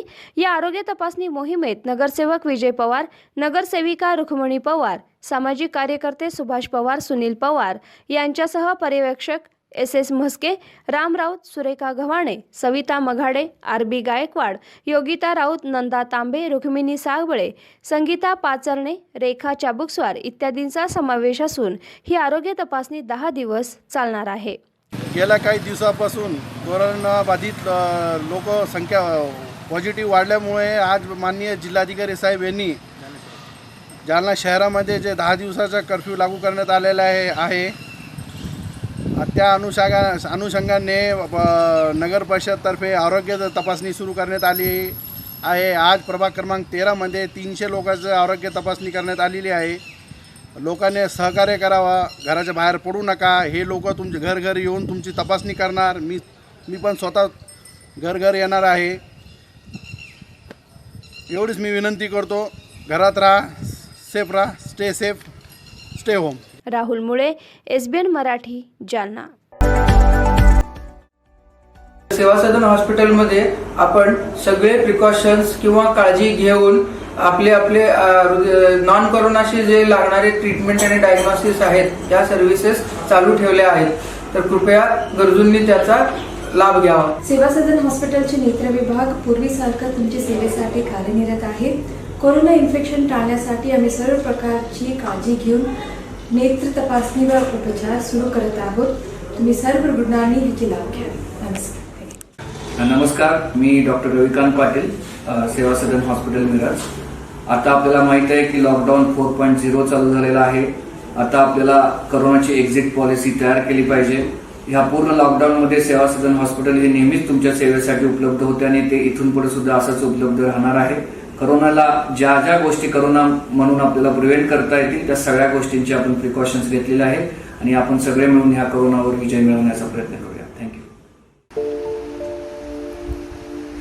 सर्व प्रकारच्या दातदुखीवर आता हमखास रामबाण आयुर्वेदिक उपाय. भारती विद्यापीठ फार्मसी कॉलेज कोल्हापूर व टिळक आयुर्वेदिक कॉलेज पुणे यांच्या संयुक्त विद्यमाने तयार केलेले एनाल्डन tablets, fast pain relief for toothache. आयुर्वेदामध्ये दंतविकारावर सध्या प्रचलित असलेल्या औषधापैकी गुणकारी, कमी वेळेत वेदना थांबविणारे, दंतकृमींचा नाश, हिरड्यांची मजबूती, सूज कमी करणे, कर्णशूल, रक्तस्राव थांबवणे अशा अनेक दंतव्याधीवर बहुगुणी असे एनाल्टन टॅबलेट्सचा वापर करून दात आणि दाढदुखीपासून मुक्त होऊयात. दाढदुखीवर पहिले आयुर्वेदिक औषध जे पोटामध्ये घेतले जाते. दात आणि दाढदुखीवर 100% गॅरंटेड वेदनाशामक आयुर्वेदिक औषध. प्रेग्नन्सी, कॅन्सर, मधुमेह पेशंटला दातदुखीवर गुणकारी आयुर्वेदिक उपाय. सर्व वयोगटासाठी उपयुक्त 100% गुणकारी औषध. कोणतेही साइड इफेक्ट्स नाहीत. एनाल्डन टॅबलेट्स में Milind chemicals and marketing corporation. Contact number 90 288 38 178. शुभ कार्य तसंच सणासुदीच्या दागिने खरेदीसाठी मिरजेतील लोकप्रिय दालन HP भुरके सराफ. मांगल्याचं दालन त्याला सोनेरी सजावट. करावया सुवर्ण खरेदी HP भुरके सराफच. चोख सोने आणि चांदीमधील अलंकारांसाठी HP भुरके सराफ. चोख सोन्यामध्ये मंगळसूत्र, नाविन्यपूर्ण कर्णफुले, अंगठ्या, नेकलेस इत्यादी अलंकार मिळतील. तसंच चोख चांदीमध्ये पैंजण, करंडे, निरांजन, फ्रेम, ग्लास, अत्तरदाणी, गुलाबदाणी, तबक करंडे, मूर्ती असे अलंकार मिळतील. राशींचे खडे ही तर आमची स्पेशालिटी. माणिक, मोती, पोवळं, पाचू, पुष्कराज, हिरा, नीलम, गोमेद, लसण्या या रत्न खरेदीसाठी HP भुरके सराफ. तसंच आमच्याकडे फॉर्मिनचे म्हणजेच 1 ग्रॅमचे दागिने देखील मिळतील. एक वेळ अवश्य भेट द्या HP भुरके सराफ. शनिवार पेठ, सराफ कट्टा, मिरज. मोबाईल 98. नमस्कार, मी शुभांगी. माझ्यासोबत रहा अपडेट आणि हो, SBI मराठीला सबस्क्राईब करायला विसरू नका. जिल्ह्याचे पालकमंत्री अनिल परब हे रत्नागिरीचे आहेत, तर जिल्ह्यात किती वेळा ते आले ते सांगा. ते फक्त मातोश्रींच्या कधी गेटवर तर कधी भांडी घासत असतात आणि आमच्या आत्मनिर्भर रॅलीवर टीका करतात असं वक्तव्य आणि अशी टीका माजी खासदार निलेश राणे यांनी केले आहे. आमच्या आत्मनिर्भर रॅलीवर टीका करताय आणि विरोधात आहोत, त्यामुळे सरकार विरोधात आम्ही प्रश्न विचारू शकत नाही का? पण ते सुद्धा शिवसैनिकांना झोंबत आहे. आता सरकारचं पितळ उघडं पडत चाललं आहे. असंच जर वागले तर लवकरच लोक पायताना मारतील. तर दुसरीकडे उच्च आणि तंत्र शिक्षण मंत्री उदय सामंत हा माणूस तर डुप्लिकेटच वाटतो. त्याची दाढी पांढरी आणि केस काळे असून दोन्ही जिल्ह्यांचं यानं वाटोळं लावून टाकलं आहे. निसर्ग चक्रीवादात मंडणगड आणि दापोलीमध्ये जो काही भ्रष्टाचार झालाय तो लवकरच बाहेर काढणार असल्याचा इशारा माजी खासदार निलेश राणे यांनी दिला आहे. रत्नागिरीचे पालकमंत्री अनिल परब आणि सिंधुदुर्गचे पालकमंत्री उदय सामंत यांनी भारतीय जनता पक्षाच्या आत्मनिर्भर रॅलीवर टीका केली अशी समजते. मुळात हे दोघंही टीका करण्यास पात्रही नाही. त्याची कारणं मी तुम्हाला सांगतो. अनिल परब हे मागच्या 3 महिन्यापासून म्हणजे करोनाचं संकट जेव्हापासून सुरू झालं तेव्हापासून ते आत्तापर्यंत फक्त 2-2.5 दिवस काहीतरी रत्नागिरीत आले जिल्ह्यामध्ये. त्यांचा पूर्ण वेळ हा मुंबई मातोश्रीच्या गेटवर जातो किंवा घराच्या आतमध्ये भांडी धुण्यात जातो. हा माणूस काय आपल्या रत्नागिरी जिल्ह्यात आला नाही. निसर्ग चक्रीवादळ होऊन गेलं. आज जवळपास कितीतरी दिवस गेले, 20-25 दिवसच्या वर झाले. पण हा माणूस काय त्याचीही पाहणी करायला आलेला नाही. कुठल्याही गावामध्ये गेला नाही. फक्त व्हिडिओ टाकून जेवढं काय करता आलं तेवढंच फक्त ते सगळे प्रयोग नाटकं सुरू आहेत. मुंबईमध्ये बसून हा टीका करतोय भारतीय जनता पक्षाच्या त्या दौऱ्याची किंवा निसर्ग चक्रीवादळामध्ये आम्ही जे काय बोललो त्याची उत्तरं द्या असं बोललो. सन्माननीय फडणवीस साहेब आले, प्रत्येक गावामध्ये जाऊन त्यांनी सगळी पाहणी केली. हे सगळं झाल्यानंतर आम्ही काही प्रश्न उपस्थित केले. आता सरकारच्या विरोधात जर प्रश्न उपस्थित करायचे नाही तर नेमकं काय करायचं? गप्प बसायचं, घरी बसायचं, सगळं काय उघड्या डोळ्याने बघत बसायचं? ह्यांचं काय भ्रष्टाचार चालला आहे, ह्यांचा जो काय प्रकार विचित्र चालला आहे तो बघत बसायचा? ते काय आम्ही बघू शकत नाही. त्याच्यावर हे टीका करायला उभे राहील. मुळात ह्यांना टीका करायचा अधिकारच नाही. तुम्ही रत्नागिरीमध्ये आले किती वेळा ते सांगा अगोदर. रत्नागिरी जनतेसाठी तुम्ही काय केलं ते सांगा. ती स्वॅब टेस्टिंग लॅब जी काय सुरू झाली रत्नागिरीमध्ये 2 वेळा बंद पडली. त्याला चालवायला जे काय कर्मचारी लागतात ते कर्मचारी मिळत नाही. अशा परिस्थितीमध्ये तुम्ही फक्त टीका करणार कारण का आम्ही विरोधक आहे म्हणून. आम्ही प्रश्न विचारले तर ती तुमच्यासाठी टीका झाली. आणि मुळात अनिल परब रत्नागिरीचे पालकमंत्री, तुमचं रत्नागिरीसाठी कॉन्ट्रीब्युशन काय, नेमकं काय केलं काय तुम्ही रत्नागिरीसाठी ते अगोदर जाहीर करा. टीका कसली करताय? आम्ही अमुक दिले, एवढे पैसे दिले. अहो, निसर्ग चक्रीवादळानंतर अनेक गावांमध्ये अजूनपर्यंत लाईट नाही आहे. लाईटीचे पोल पडलेत रांगेत. लोक बिचारी 20-25 दिवस झाले तिथे बिना लाईटीचे राहत आहेत. लाजा नाही वाटत तुम्हाला टीका करायला? आमच्यावर टीका करण्यापेक्षा जाऊन ते त्या गावाची पाहणी करा, कुठे काय शिल्लक राहिलं तिकडे जाऊन द्या. 1 वर्ष झालं ते तिवरे धरणावर आम्ही टीका केली, त्याच्यावर पण बोलू लागली. अहो, 1 वर्ष झालं त्या धरणाला कोसळून ह्यांच्याकडे त्या गोष्टीचं उत्तर नाही. कंटेनरमध्ये लोकांना ठेवलेले आहेत, लाईटी नाही बिचाऱ्यांकडे, नोकऱ्या नाही, काय नाही, कसे राहत आहेत माहीत नाही. आणि नंतर मग कुठले तरी 5 शिवसैनिक उभे केले आणि सांगितले की बघा शिवसेनेनी एवढे दिले. ते आम्हाला चेहरे बघून लक्षात येतात हे शिवसैनिकच आहेत जे बोलत आहेत. ते नुसता ड्रामा करताय आणि लोकांना इतक्या वर्षापासून तुमचा ड्रामा पचला, आता नाही पचत आहे. आता सगळं तुमचं उघड होत चाललेलं आहे. सत्ता असून सुद्धा जर तुम्ही असे वागणार असाल तर लोक चपलेने मारतील तुम्हाला. दिवस लांब नाही तो. आणि म्हणून ते उदय सामंत तिकडे त्यांनी तर वाटोळच लावलंय सगळं. त्याला तर काय मुळातच काय कळत नाही. हा माणूस बघितल्यावरच डुप्लिकेट वाटतो. दाढी सफेद, केस काळे, केस पण मुळात विग आहे. ह्याला चिंता कसली की रत्नागिरीमध्ये एक इल्लीगल दारूचा काहीतरी साठा पकडला गेला, तर त्याला वाचवण्यासाठी ह्याची मदत आणि ह्याची लोक घुसली. पण रत्नागिरीमध्ये आज इन्स्टिट्यूशनल क्वारंटाईन म्हणजे संस्थात्मक जे विलगीकरण असतं ते किती आहेत ह्याच्या मतदारसंघामध्ये? 200 लोकांसाठी पण नाही. जेमतेम 200 असते. म्हणजे विचार करा, जिल्ह्याचं नाक जिथे जिल्हाधिकारी कार्यालय, SP कार्यालय, सगळे प्रशासकीय सगळी हालचाल तिकडून होते ह्याच्या मतदारसंघातून, उदय सामंतच्या. पण इन्स्टिट्यूशनल क्वारंटाईन नावाची गोष्ट ह्याच्या मतदारसंघात नाही. ह्याला ती करावीशी वाटली नाही. कारण का त्याला पैसे लागणार, वरतून ह्याची काही किंमत नाही. वरतून उद्धव ठाकरे स्वतः यांना पैसे पाठवणार नाही, त्यांना माहिती असल्यामुळे ह्यांनी प्रयत्नसुद्धा केले नाही. आणि इतके वर्ष डांबर खाऊन सुद्धा खिशातले पैसे आपण इन्स्टिट्यूशनल क्वारंटाईनसाठी वापरू असंही काही कुठे काय दिसलेलं नाही. की स्वखर्चातून आम्ही अमुक देतोय असं कुठे काय दिसलेलं नाही.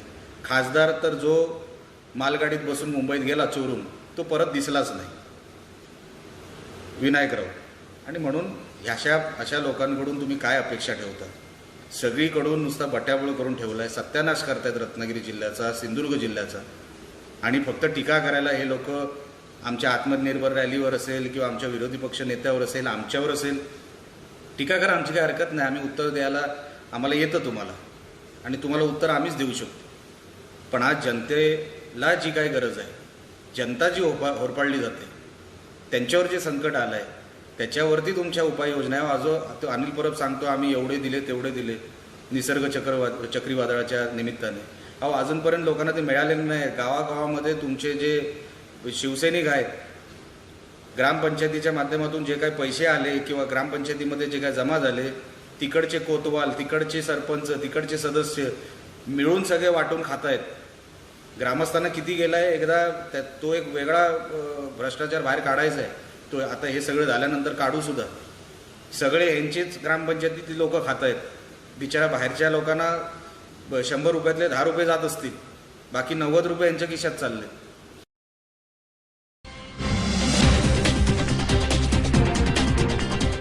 पुण्यातील कोरोना परिस्थिती हाताळण्यात भाजपा कमी पडत आहे. उपाययोजना करण्यास पुणे मनपा आरोग्य प्रमुख हे असफल झालेले आहेत, असं वक्तव्य काँग्रेसचे प्रवक्ते गोपाल तिवारी यांनी केलं आहे. प्रभावी उपाययोजना करण्यासाठी स्वतंत्र पुणे शहराची माहिती असलेला स्थानिक सक्षम अधिकारी नियुक्त करा, अशी पुणे महानगरपालिका आरोग्य प्रमुख नियुक्तीबाबत राज्य सरकारकडे मागणी केल्याचं गोपाल तिवारी यांनी सांगितलं आहे. याप्रसंगी मनपा काँग्रेस पक्षाचे गटनेते आबा बागुल देखील उपस्थित होते. भाजपाला पुण्यातील कोरोना परिस्थिती हाताळता आली नाही, भरीव तरतूद करता आली नाही, उपाययोजना करण्यास आरोग्य प्रमुख असफल झाले आहेत. आरोग्य प्रमुखांची नियुक्ती देखील निकषानुसार झालेली नाही. त्यामुळे आरोग्यविषयक प्रभावी उपाययोजना करण्यासाठी स्वतंत्र अधिकारी नियुक्त केला पाहिजे. पालिकेचे डॉक्टर रामचंद्र हंकारे आरोग्य प्रमुख पदास न्याय देण्यास असमर्थ आहेत. आरोग्य प्रमुखांनी मार्च महिन्यात अंदाजपत्रकात आग्रही वाढीव तरतूद करायला हवी होती. खासगी रुग्णालयांशी करार करण्यासारख्या गोष्टींमध्ये देखील आयुक्त, अतिरिक्त आयुक्तांना लक्ष घालावं लागत आहे. पुणे मनपा आरोग्य प्रमुखांनी मनपाच्या आरोग्य यंत्रणा आणि इन्फ्रास्ट्रक्चरवर अधिक लक्ष देऊन त्या सक्षम करणं गरजेचं आहे. पण एकंदर आढावा घेता ते खासगी रुग्णालयांकडे कल असल्याचं प्रत्ययास येत आहे, असं देखील गोपाळ तिवारी यांनी सांगितलं आहे. पालिकेनं कोरोना परिस्थितीत निवृत्त आणि माजी आरोग्य प्रमुख अधिकाऱ्यांशी देखील चर्चा केली नाही. कोरोनाविषयक हेल्पलाईन प्रभावी ठरलेली नाही. हेल्पलाईन विविध हॉस्पिटलचा अंतर्भाव असलेल्या डॅशबोर्डला जोडल्यानंतर जाहिरात करण्यात आली नाही. सरकारी, निमसरकारी रुग्णालयांऐवजी खासगी रुग्णालयांवर अवलंबून राहावं लागत आहे. आरोग्यविषयक उपाययोजना करण्यासाठी स्वतंत्र आणि सक्षम कार्यकारी अधिकारी नेमला पाहिजे, अशी मागणी गोपाळ तिवारी यांनी केली आहे. नागरिकांचं समुपदेशन याकडे दुर्लक्ष होत आहे. याकडेही मनपानं कोरोनाविषयक भीती घालवण्याबाबत सकारात्मक विचार आणि प्रबोधन करणं गरजेचं असताना त्याचे ऑडिओ किंवा व्हिडिओ कॅसेट्स किंवा रुग्णांचं मानसिक स्वास्थ्य देखील वाढवणं याबाबत समुपदेशन करणं गरजेचं होतं. हे सुद्धा करण्यात आलेलं नाही. या देखील औषधाने एवढंच गरजेचं आहे, याकडेही त्यांनी लक्ष द्यावं, असं गोपाळ तिवारी यांनी सांगितलं आहे. कारण पुण्यासारख्या शहरामध्ये ह्याची म्हणजे दिवसेंदिवस रुग्ण वाढत आहेत आणि ह्या सगळ्या पार्श्वभूमीवर त्यांचं मानसिक मनोबल त्या ठिकाणी खंबीर राहण्याकरता रुग्णांसाठी इतरही काही उपाययोजना करण्याची गरज आहे. जसं काय काउन्सिलिंग करणं, त्यांना चांगल्या सकारात्मक पॉझिटिव्ह थिंकिंगच्या ऑडिओ व्हिडिओ कॅसेट त्या ठिकाणी रुग्णांकरता उपलब्ध करून देणं आणि हॉस्पिटलचे बेडची संख्या आणि बाकीची तयारी. नुसतं आपण धान्याचं किट आणि मदत करून नाही भागणार, तर त्याच्यासाठी आत्ता आबा बागुलांनी सांगितलं त्याप्रमाणे त्यांचा त्या ठिकाणी ह्युमिनिटी वाढण्याकरता, प्रतिकारशक्ती वाढण्याकरता जे मेडिसिन्स, जे औषधं द्यायला पाहिजेत ते देखील महापालिकेने त्या ठिकाणी दिली पाहिजेत. आणि ह्या सगळ्या गोष्टीवर महापालिकेचं बजेट देखील आहे. ते बजेटची पण मला अत्यंत आश्चर्य वाटतं की फेब्रुवारी 26मध्ये त्यांनी GB बजेट प्रेझेंट केलं आणि मार्चच्या महिन्यात पहिल्या आठवड्यात जेव्हा ह्या सगळ्या गोष्टीचा प्रादुर्भाव वाढत असताना देखील पुणे महापालिकेच्या एवढ्या मोठ्या बजेटमध्ये भारतीय जनता पक्षाकडे महापालिकेतली 5 पदं असताना त्या ठिकाणी भरीव तरतूद नाही आरोग्यविषयक सोयीसाठी. आपण बघू शकता बजेटमध्ये किती तरतूद केली. ह्या सगळे विषय आहेत, तर याच्याकरता गांभीर्याने घ्यावं.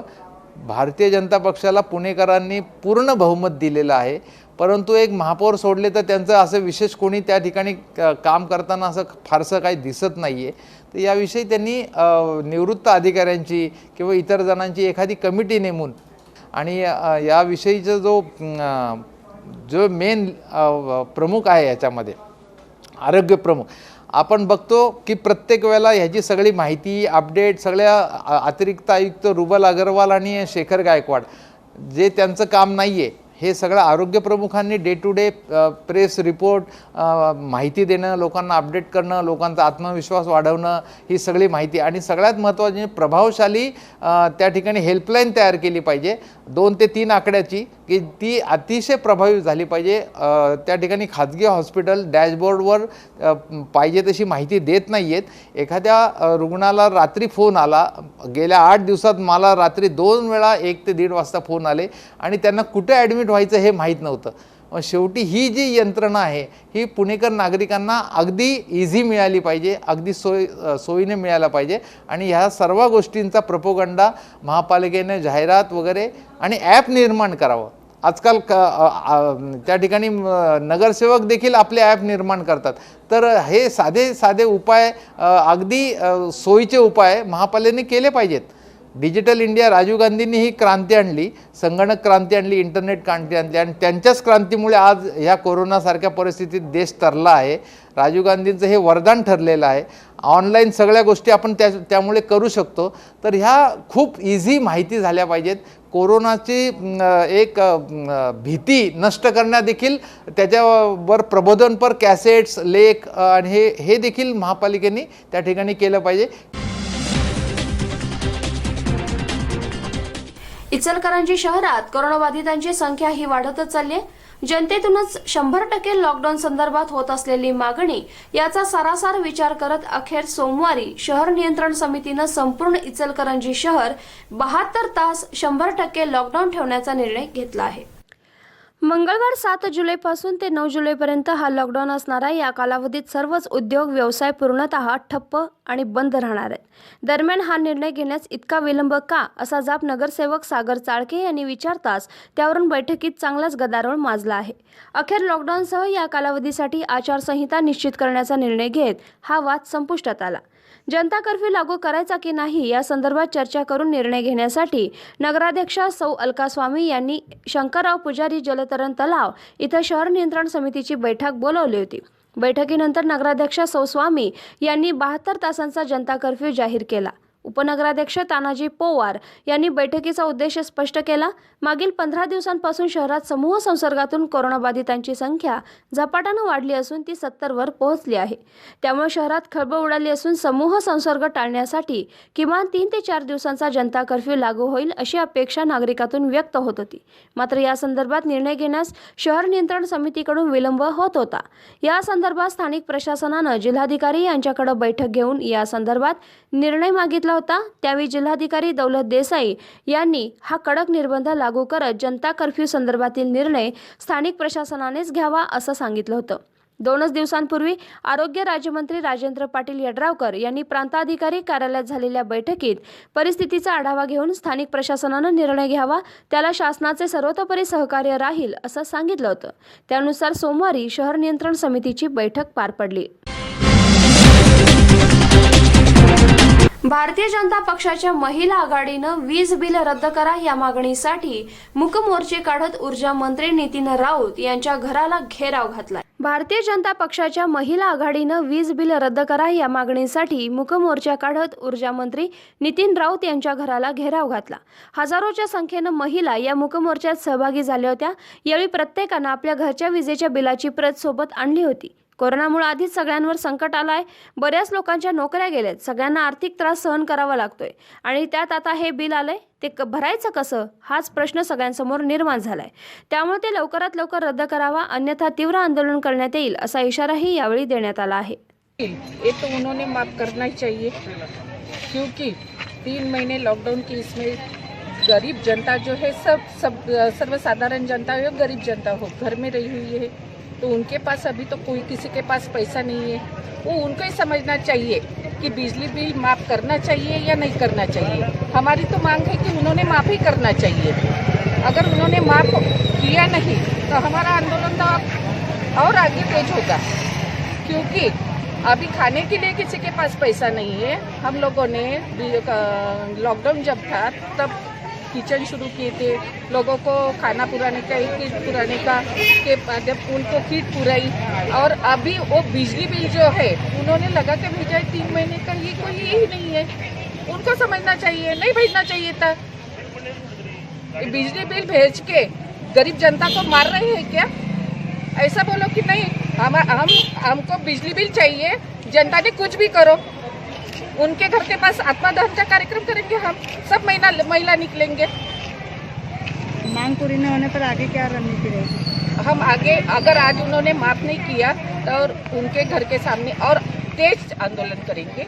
ये हमारा महिला आघाड़ी से निवेदन है।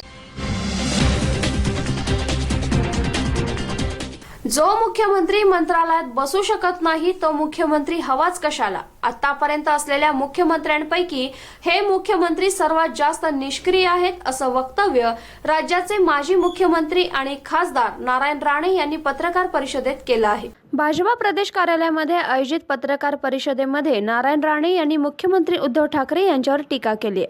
महाराष्ट्राचे मुख्यमंत्री आतापर्यंत वर्षा बंगल्यावर उन महाराष्ट्राचा कारभार चालवत होते, मात्र सध्याचे मुख्यमंत्री हे मातोश्रीच्या पिंजऱ्यामध्ये अडकले आहेत, त्यामधून राज्याचा कारभार करत आहेत असा आरोप राणे यांनी केला आहे। काय एकंदरीत सगळं वाटतंय, कारण यामध्ये काही वेगळी माहिती समोर येते की एकाच वरिष्ठ अधिकाऱ्यांनी कोरोनामुळे जे मृत्यू पावत आहेत त्याची चिंता या सरकारला नाही, बदल्यासंबंधी चिंता असल्यामुळे तातडीची सभा आहे, बैठक आहे। पण यातली एक माहिती समोर येते की यामध्ये काही अर्थकारण शिवसेनेच्या 5 नगरसेवकांनी अचानकच बारामतीत जाऊन राष्ट्रवादी काँग्रेसमध्ये प्रवेश केल्यानंतर अहमदनगर जिल्ह्यातील राजकारण ढवळून निघालं होतं। त्यावर रोहित पवार यांनी आज पहिली प्रतिक्रिया दिली आहे। रोहित पवार यांनी पत्रकारांशी बोलताना सांगितलं की महाविकास आघाडीतील नगरसेवक जर महाविकास आघाडी व्यतिरिक्त दुसऱ्या पक्षात गेले असते तर महाविकास आघाडीवर त्यांचा दुष्परिणाम झाला असता, म्हणून आम्ही त्या 5 नगरसेवकांबद्दल वरिष्ठांशी चर्चा झाल्यानंतर त्यांना प्रवेश दिला आहे, अशी प्रतिक्रिया आमदार रोहित पवार यांनी दिली आहे।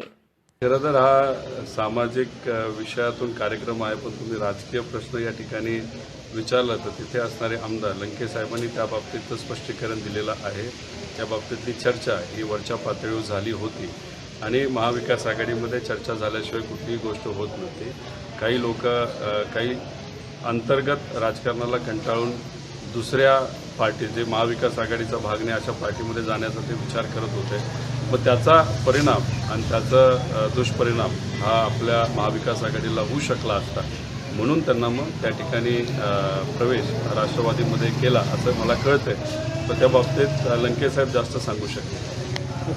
नमस्कार, मी शुभांगी। माझ्यासोबत रहा अपडेट आणि हो, SPI मराठीला सबस्क्राईब करायला विसरू नका। परभणी जिल्ह्यातील पाथरी इथं श्री साईबाबांच्या मंदिरामध्ये गुरुपौर्णिमा निमित्तानं 3 दिवस गुरुपौर्णिमेचा उत्साह दरवर्षी मोठ्या थाटामाटात साजरा होतो। मात्र यावर्षी कोरोनाच्या या पार्श्वभूमीवर हा उत्सव अत्यंत साध्या पद्धतीनं साजरा करण्यात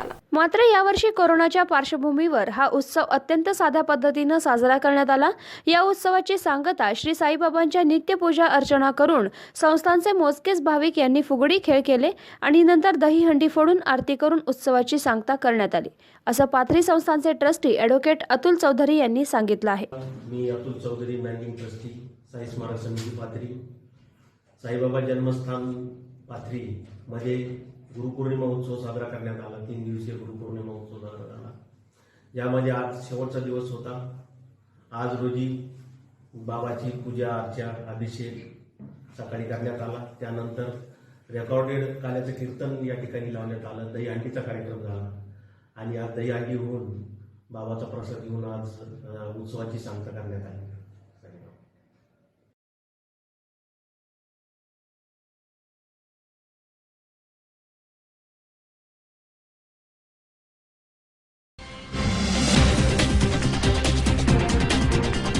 सध्या सुशांत सिंह आत्महत्या प्रकरण चांगलंच गाजत आहे। या प्रकरणी निर्माता दिग्दर्शक संजय लीला भन्साळी यांची मुंबई पोलिसांकडून चौकशी सुरू आहे। सुशांतनं गळफास घेण्यासाठी वापरलेल्या कपड्याचाही आता तपास केला जाणार आहे। मुंबई पोलीस आता त्यांची कसून चौकशी करणार आहे। बाजीराव मस्तानी या चित्रपटामध्ये सुशांत सिंग राजपूतची भूमिका साकारणार होता, पण आयत्या वेळी संजय लीला भन्साळी यांनी त्यांच्या जागी रणवीर सिंहची निवड का केली, म्हणून संजय लीला भन्साळी यांना आज मुंबई पोलिसांनी चौकशीला बोलवलं आहे। गुरुपौर्णिमेनिमित्त पुण्यातील तुळशीबाग गणपती मंडळानं गणेशोत्सवाची पूजेची मूर्ती साकारली आहे। शिल्पकार खटावकरांच्या परिवाराकडून बाप्पाची मूर्ती तयार केली जाते. कला महर्षी कैलासवासी DS खटावकर यांच्यापासून सुरू झालेली परंपरा आज खटावकर कुटुंबातील तिसरी पिढी देखील जपत आहे. तुळशीबाग गणपतीच्या सजावटीची सुरुवात गुरुपौर्णिमेपासून होते, पण यंदा कोरोनाच्या या महासंकटात मंडळाच्या प्रमुख कार्यकर्ते आणि बाकी सर्वांनी व्हिडिओ कॉन्फरन्सिंगद्वारे चर्चा केली. मंडळाचे अध्यक्ष आणि शिल्पकार विवेक खटावकर आणि त्यांचा मुलगा शिल्पकार विपुल खटावकर यांनी प्राण प्रतिष्ठापनेच्या पूजेची मूर्ती साकारली आहे. नमस्कार. गेले 65 वर्षाची ही गुरुपौर्णिमेची परंपरा आमच्या इथे चालू आहे. माझे वडील प्राध्यापक DS खटावकर हे ज्यावेळेला गणेशोत्सवाची सजावट त्यांनी सुरू केली तेव्हापासून ही परंपरा सुरू झाली. येणाऱ्या गुरुपौर्णिमेला आमचे वडील अभिनव कला महाविद्यालयामध्ये शिकवत असताना तिथले काही विद्यार्थी हे दरवर्षी गुरुपौर्णिमेला आमच्याकडे येत असत आणि त्या वर्षीचं असं एक ठरलेलं असायचं की एक छोटी गणपतीची मूर्ती तयार करायची शाडू मातीची आणि त्या दिवशी ह्या तुळशीबाग मंडळाच्या सजावटीचा मुहूर्त झाला. अशी ही परंपरा सुरू झाली होती. ती पुढे काही वर्ष मग मी चालू ठेवली. त्याच्यानंतर आता माझा मुलगा विपुल विराज तेही आता ह्या क्षेत्रामध्ये आहेत आणि गेले 3-4 वर्ष ती परंपरा विपुलनी पुढं चालू ठेवलेली आहे. असे तुळशीबाग मंडळ हे वारसा परंपरा घेऊन पुढे जाणारं मंडळ आज चांगल्या नावारूपाला आलेलं आहे. नमस्कार, मी शुभांगी. माझ्यासोबत रहा अपडेट आणि हो SPI मराठीला सबस्क्राईब करायला विसरू नका.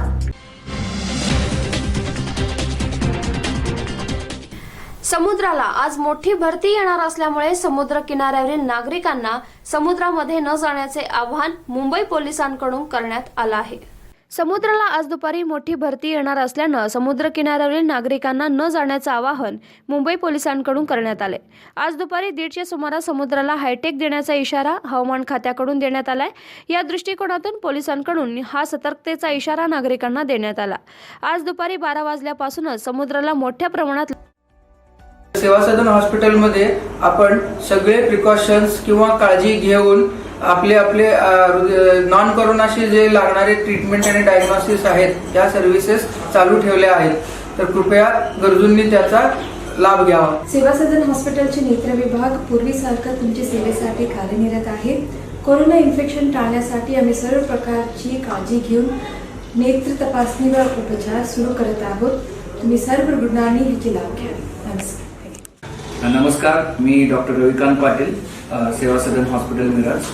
आता आपल्याला माहित आहे की लॉकडाऊन 4.0 चालू झालेला आहे. आता आपल्याला कोरोनाची एक्झिट पॉलिसी तयार केली पाहिजे. ह्या पूर्ण लॉकडाऊनमध्ये सेवा सदन हॉस्पिटल हे नेहमीच तुमच्या सेवेसाठी उपलब्ध होते आणि ते इथून पुढे सुद्धा असंच उपलब्ध राहणार आहे. कोरोनाला ज्या ज्या गोष्टी कोरोना म्हणून आपल्याला प्रिव्हेंट करता येतील त्या सगळ्या गोष्टींची आपण प्रिकॉशन्स घेतलेल्या आहेत आणि आपण सगळे मिळून ह्या कोरोनावर विजय मिळवण्याचा प्रयत्न करूया. थँक्यू. सर्व प्रकारच्या दातदुखीवर आता हमखास रामबाण आयुर्वेदिक उपाय. भारती विद्यापीठ फार्मसी कॉलेज कोल्हापूर व टिळक आयुर्वेदिक कॉलेज पुणे यांच्या संयुक्त विद्यमाने तयार केलेले एनाल्डन tablets, fast pain relief for toothache. आयुर्वेदामध्ये दंतविकारावर सध्या प्रचलित असलेल्या औषधापैकी गुणकारी, कमी वेळेत वेदना थांबविणारे, दंतकृमींचा नाश, हिरड्यांची मजबूती, सूज कमी करणे, कर्णशूल, रक्तस्राव थांबवणे अशा अनेक दंतव्याधीवर बहुगुणी असे एनाल्टन टॅबलेट्सचा वापर करून दात आणि दाढदुखीपासून मुक्त होऊयात. दात दाढदुखीवर पहिले आयुर्वेदिक औषध जे पोटामध्ये घेतले जाते. दात आणि दाढदुखीवर 100% गॅरंटेड वेदनाशामक आयुर्वेदिक औषध. प्रेग्नन्सी, कॅन्सर, मधुमेह पेशंटला दात दुखीवर गुणकारी आयुर्वेदिक उपाय. सर्व वयोगटासाठी उपयुक्त 100% गुणकारी औषध. कोणतेही साइड इफेक्ट्स नाहीत. एनाल्डन टॅबलेट्स मे Milind chemicals and marketing corporation. Contact number 90 288 38 178. शुभ कार्य तसंच सणासुदीच्या दागिने खरेदीसाठी मिरजेतील लोकप्रिय दालन HP भुरके सराफ. मांगल्याचं दालन त्याला सोनेरी सजावट. करावया सुवर्ण खरेदी HP भुरके सराफच. चोख सोने आणि चांदीमधील अलंकारांसाठी HP भुरके सराफ. चोख सोन्यामध्ये मंगळसूत्र, नाविन्यपूर्ण कर्णफुले, अंगठ्या, नेकलेस इत्यादी अलंकार मिळतील. तसंच चोख चांदीमध्ये पैंजण, करंडे, निरांजन, फ्रेम, ग्लास, अत्तरदाणी, गुलाबदाणी, तबक करंडे, मूर्ती असे अलंकार मिळतील. राशींचे खडे ही तर आमची स्पेशालिटी. माणिक, मोती, पोवळं, पाचू, पुष्कराज, हिरा, नीलम, गोमेद, लसण्या या रत्न खरेदीसाठी HP भुरके सराफ. तसंच आमच्याकडे फॉर्मिनचे म्हणजेच 1 ग्रॅमचे दागिने देखील मिळतील. एक वेळ अवश्य भेट द्या HP भुरके सराफ, शनिवार पेठ, सराफ कट्टा, मिरज. मोबाईल 98